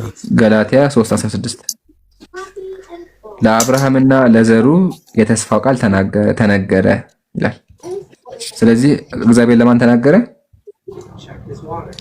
አንተ አሁን እያልከኝ ያለው መጽሐፍ ቅዱስ ላይ የተጠቀሱት ቃሎች እያንዳንዱ አንድ ኮንቴክስት አላቸው ነው ሴንሱ? አይ እሱማ እንዳገባቡ ይለያያል። አሁን ግን እያሳየው ያለው ኢየሱስ ራሱ አስቀድሞ የተስፋ ቃል እንደነበር ነው እያሳየው ያለው። ገላትያ ላይ ቃል በቃል ለአብርሃምና ለዘሩ እያለ አስቀድሞ እግዚአብሔር ለአብርሃም ለተናገረ እሱም ሆነ ለአዳም ራሱ በእናንተ እምነት አንድ አይ ቲንክ ቆዳ ሲለብስ አይደል? ቆዳ ሲለብስ ደሙ መፍሰሱ ራሱ ስለ ኢየሱስ ምልክት እንደሆነ ታስቀምጣላችሁ። በተጨማሪ ዕብራውያን ላይ ሄኖክ እና አቤል ስለ ኢየሱስ እንደሰሙ ይናገራል። እና እግዚአብሔር አስቀድሞ ተናግሯል አልተናገረም? ስለ ኢየሱስ ተናግሯል፣ በነቢያቶች ተናግሯል። ኦኬ እሺ፣ ምሳሌ ስለ ኢየሱስ የተናገረበትን ልስጥክ። ሁለተኛ ነገሥት 5:12 እንደዚህ ይላል። ሁለተኛ ነገሥት 5:12 ለኢዩ ለልጆች እስከ 4 ድረስ በእስራኤል ዙፋን ላይ ይቀመጣሉ ተብሎ የተነገረው የእግዚአብሔር ቃል ይህ ነበር ይላል። የእግዚአብሔር ቃል ምንድን ነበረ? አሁን ለልጆች እስከ 4 ድረስ በእግዚአብሔር ዙፋን ላይ ይቀመጣሉ ይላል አይደለ? በእስራኤል ዙፋን ላይ ይቀመጣሉ። ይሄ ነበር የእግዚአብሔር ቃል አይደለ? እሺ፣ እዛ ኮንቴክስት ላይ ኦኬ። እሺ፣ ከዛ እንዲህም ሆነ ምን ሆነ? እንዲህም ሆነ አልከ። አይዋ። ስለዚህ ልጆቹ ነገሱ አይደለ? የእግዚአብሔር ቃል ተፈጸመ አይደለ? ለምን ትንቢተ ኢሳይያስ ላይ ከአፌ የሚወጣ ቃሌ እንዲሁ ይሆናል ስላለ፣ ስለዚህ የእግዚአብሔር ቃል ተፈጸመ። እንዲህ ሆናል፣ ቃል ስጋ ሆነ እንደሚለው እንዲሁ ሆነ ይላል። ሆነ ማለት ፍጻሜ ያገኘ ማለት ነው። እሺ፣ አሁን በዚህ ከተስማማን እግዚአብሔር ስለ ኢየሱስ አስቀድሞ ተናግሯል አልተናገረም? ተናግሯል አይደለ? ተናግሯል። ለዛ ነው ለአብርሃምና ለዘሮቹ ብሎ እግዚአብሔር ለአብርሃም ለዘሩ አስቀድሞ እንደተናገረ አስቀመጠ። እሺ፣ አሁን እዚህ ጋር ከተስማማን ወደ ጥቅሱ እንመለስ። እንደዚህ ይላል፣ አስቀድሞ ቃል ነበር አለ። አስቀድሞ ምንድን ነበረ? ቃል ነበር። ስጋ ከመሆኑ በፊት ወደ ምድር ከመምጣቱ በፊት ምንድን ነበር? በቃል ደረጃ ነበረ። ኢየሱስ ለነቢያት ተናግሮ ነበር። እግዚአብሔር ለነቢያት ተናግሮ ነበረ። ለአብርሃም ለተናገረ ገላትያ ሰጥቻለሁ። ቃልም በእግዚአብሔር ዘንድ ነበረ። ቃሉ ፍጻሜውን አያገኘም፣ እግዚአብሔር ጋር ነበረ። ኦኬ፣ ፍጻሜ አላገኘም የዛ ሰዓት። ከዛ እግዚአብሔርም ቃል ነበር አለ። እግዚአብሔር ምንድነው? እግዚአብሔር ተናጋሪ ነው አለ። አንደኛ ዮሐንስ 1:5 ያዘው። እግዚአብሔር ቃል ነበር ማለት እግዚአብሔር ተናጋሪ ነው ማለት ነው። ለሰጠኮ ለሱ አንደኛ ዮሐንስ 1:5 ያዘው። ከእርሱ የሰማናት ለእናንተ የምናወራላችሁ እግዚአብሔር ብርሃን ነው አለ። ጨለማ በእርሱ ዘንድ ከቶ የለም። እግዚአብሔር ምንድነው? ብርሃን ነው። እሺ፣ እግዚአብሔር ብርሃን ነው ማለት ብርሃን አምላክ ነው ማለት ነው። ያው ህይወት ነው መሰለኝ። ያ ስለዚህ እግዚአብሔር ቃል ነበር ማለት ነው ማለት ነው። እግዚአብሔር ቃል ነበር ማለት ከሱ በፊት ግን ዳንኤል ያዘው። ዳንኤል ይጠቅማል። ይላል ዳንኤል 2:2 እንደዚህ ይላል፣ የጠለቀውን የተሰወረውን ይገልጣል፣ በጨለማ ያለውን ቃል ብርሃን ከእርሱ ጋር ነው አላየህ አይደለ? ብርሃን ከማን ጋር ነው? ከእርሱ ጋር ነው። ከእርሱ ጋር ነው። ስለዚህ እግዚአብሔር ብርሃን ነው ሲባል ምን ማለት ነው አለን? እግዚአብሔር ከእርሱ ጋር ነው። በቃ እሺ፣ አሁን እግዚአብሔር ቃል ነበር ስንሰማ ማለታችን ነው።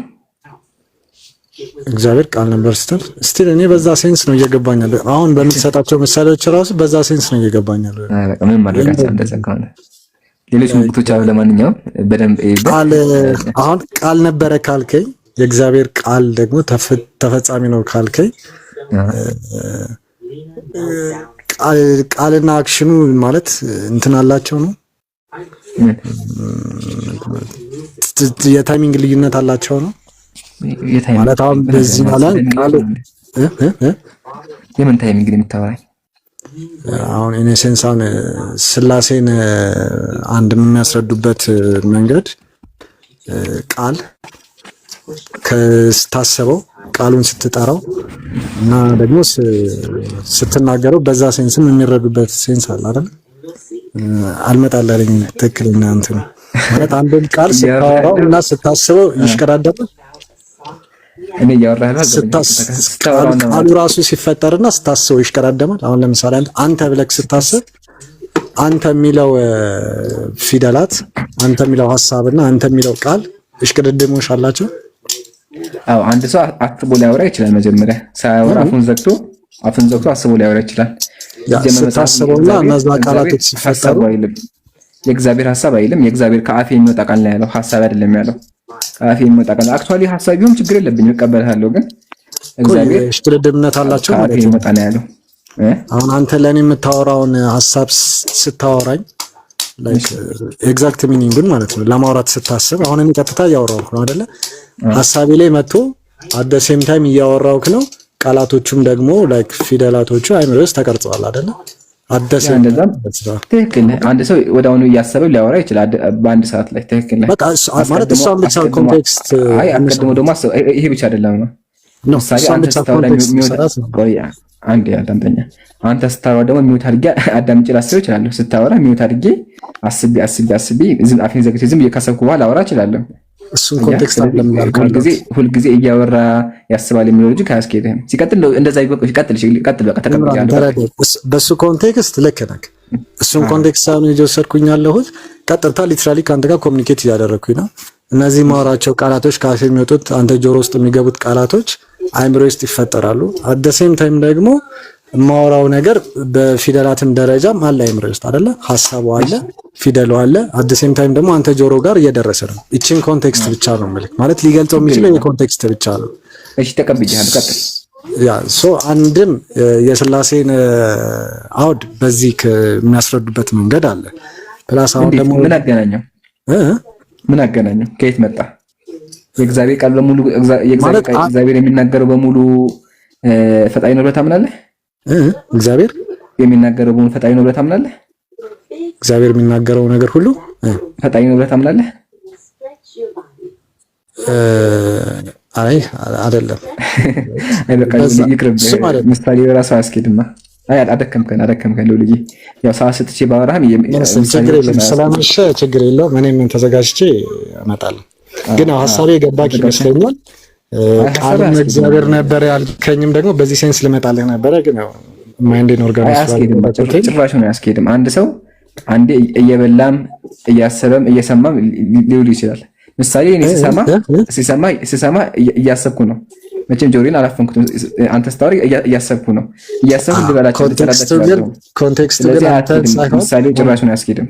ኮንቴክስትን አልተረዳኝም። አንተን አይደለም ሰሚውን ሳይሆን ቀጥታ ተናጋሪውን ነው ያልኩት ያለሁት። ቃላቶች የምናገረው ነገር ተናጋሪ እኮ አእምሯችን እኮ ብዙ ነገር ማድረግ ይችላል። መናገርም መስማትም መንቀሳቀስም። አንድ ሰው እየሄደ እየሰማ እየሸና እያወራ ይችላል።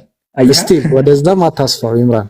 ስቲል ወደዛም ይችላል። እኔ አይችልም እሱን አትፋው ሳይሆን ጀስት ኮሚኒኬሽናችንን ብቻ ነው። ቀጥታ እያወራውልክ ነው ማለት የማወራቸው ቃላቶች ወደ አንተ ጆሮ እየገቡ ነው አይደለ? አንድ አካል ብለህ ያዘው። እነዚህ ማወራቸው ደግሞ አት ዘ ሴም ታይም አስቤ ነው፣ ሳላስብ አላወራም። በቃ ችግር የለውም።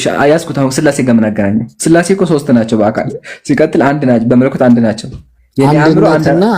አንድ ነገር እንዴት ሶስት ይሆናል? ሶስት ነገር እንዴት አንድ ይሆናል የሚለው እሱን እንኳን አልጠየቅናችሁም። የእናንተ ሎጂክ ገብቶናል እኮ። የእናንተ ሎጂክ አንድ አምላክ አለ ሶስት አካል ችግር የለም፣ እሱ አንከራከርም።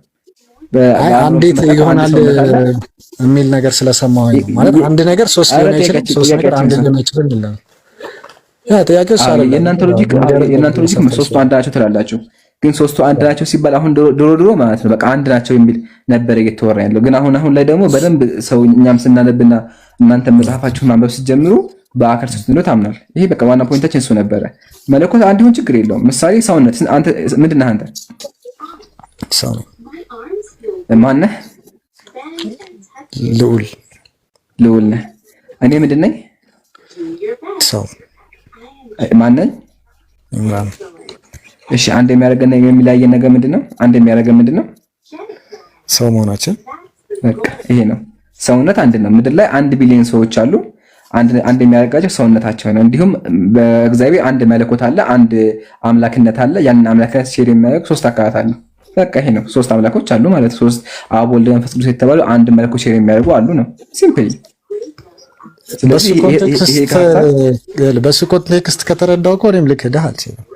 ግን ደግሞ አት ዘ ሴም ታይም አንድ ነገር ሶስት ሆኖ ሶስት ነገር አንድ ሆኖ እንዴት ኤግዚስት ሊያደርግ ይችላል የሚለውን ምሳሌ ነው የሰጠው እንጂ የተለያዩ ዲፍረንት ሪዝኖችን እኮ እንደዚህ እየሰጠን እኮ ይሄን ነገር ፎልስ የምናደርግበት ብዙ ኮንቴክስት መፍጠር ይቻላል። ግን አት ዘ ሴም ታይም አንድም ሆኖ ሶስትም ሆኖ ሊሆንበት የሚችለው ስቲል ነውም እያልኩ አይደለም። ግን አይዲያው ከዛ ገባኝ። አሁን ሊሄድልህ አብዛኛው ጊዜ እንቁላል ይጠቀም። እንቁላል ታውቃለህ?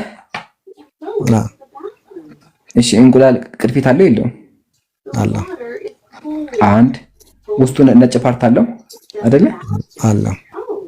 ሁለት ውስጡ ደግሞ ቢጫ አለ አለው። ሶስት ነው። ስንት እንቁላል ነው ግን? አንድ እንቁላል ነው። ያ አሁን ተስማማን። ወደ እግዚአብሔር እንምጣ። ኢየሱስ የራሱ አካል፣ የራሱ ገጽ፣ የራሱ ባህል አለው ወይስ የለውም? አለው። እሺ መንፈስ ቅዱስ የራሱ አካል፣ የራሱ እኔነት አለው የለውም? አለው። እሺ አብ የራሱ አካል፣ የራሱ ሐሳብ፣ የራሱ እንትን የለውም? ምንነት የለውም? አለው። ማንነት የለውም? ያለው አለው። በቃ ይሄ ነው። አየህ ምሳሌው አያስኬድም። አሁን እንደናንተ ሂደን እግዚአብሔር አለ፣ የእግዚአብሔር ቃል አምላክ፣ መንፈሱ አምላክ ብቶ ችግር የለውም ነበር። ግን በእናንተ መንፈሱ ራሱን የቻለ አካል ራሱ እኔ ብሎ ሊናገር የሚችል የሚንቀሳቀስ የሚያስብ የራሱ ሐሳብ ያለው አምላክ ነው። እንዲሁም ደግሞ መንፈስ ቅዱስም ራሱን የቻለ ነው፣ አብም ራሱን የቻለ ነው። ስለዚህ ሎጂኩ ራሱ አይደለም። ለምን ሐሳባችን ይለያያል የሚል ያለ ይመስለኛል። አይለያያል ሐሳባችን ያስተምሩታል። ያ በወልድ መንፈስ ቅዱስ ሐሳብ ይለያያል የሚል አለ። ኦርቶዶክስ ሐሳባቸው ራሱ አንድ ነው ትላለች። አብ ወልድ መንፈስ ቅዱስ አያስቡም። አብ ካለ ወልድና ካለ መንፈስ አያስብም ታምናለች ቤተክርስቲያን። አብ ካለ ወልድና ካለ መንፈስ ቅዱስ አያስብም ታምናለች። ታውቃለህ? አብ ለማሰብ መንፈስ ቅዱስና ወልድ ያስፈልጉታል። ያው ስቲል አንድ ሐሳብ ናቸው የሚለውን የሚያስረዳ ይመስለኛል። ምሳሌ ካለክ ልትነግረኝ ትችላለህ። አያስቡም። ግን አሁን ወደ ሐሳብ ደግሞ ስንመጣ የእግዚአብሔር ሐሳብ ምንድን ነበረ? ስለ ኢየሱስ ስቅለት ኢየሱስ እንዲሰቀል ነበር አይደለም? እሺ ኢየሱስ መሰቀል ይፈልግ ነበር እንዴ? አዎ። እሺ የማቴዎስ ወንጌል ሂድ፣ የዕብራውያን ሂድ። ኢየሱስ እያለቀሰ አምላኬ አድነኝ እያለ ይጸልይ ነበር እና ፍቃድህ እንደውም ፍቃዴ የኔ ፍቃድ ሳይሆን አንተ ፍቃድህ እያለ ይናገር ነበር። አያ የተለያየ ፍቃድ አላቸው። እርግጠኛ ባልሆንም የተወሰነ ትምህርት ሰምቼ ነበር። ነገር ስጋዊ ያው በውህደቱ ላይ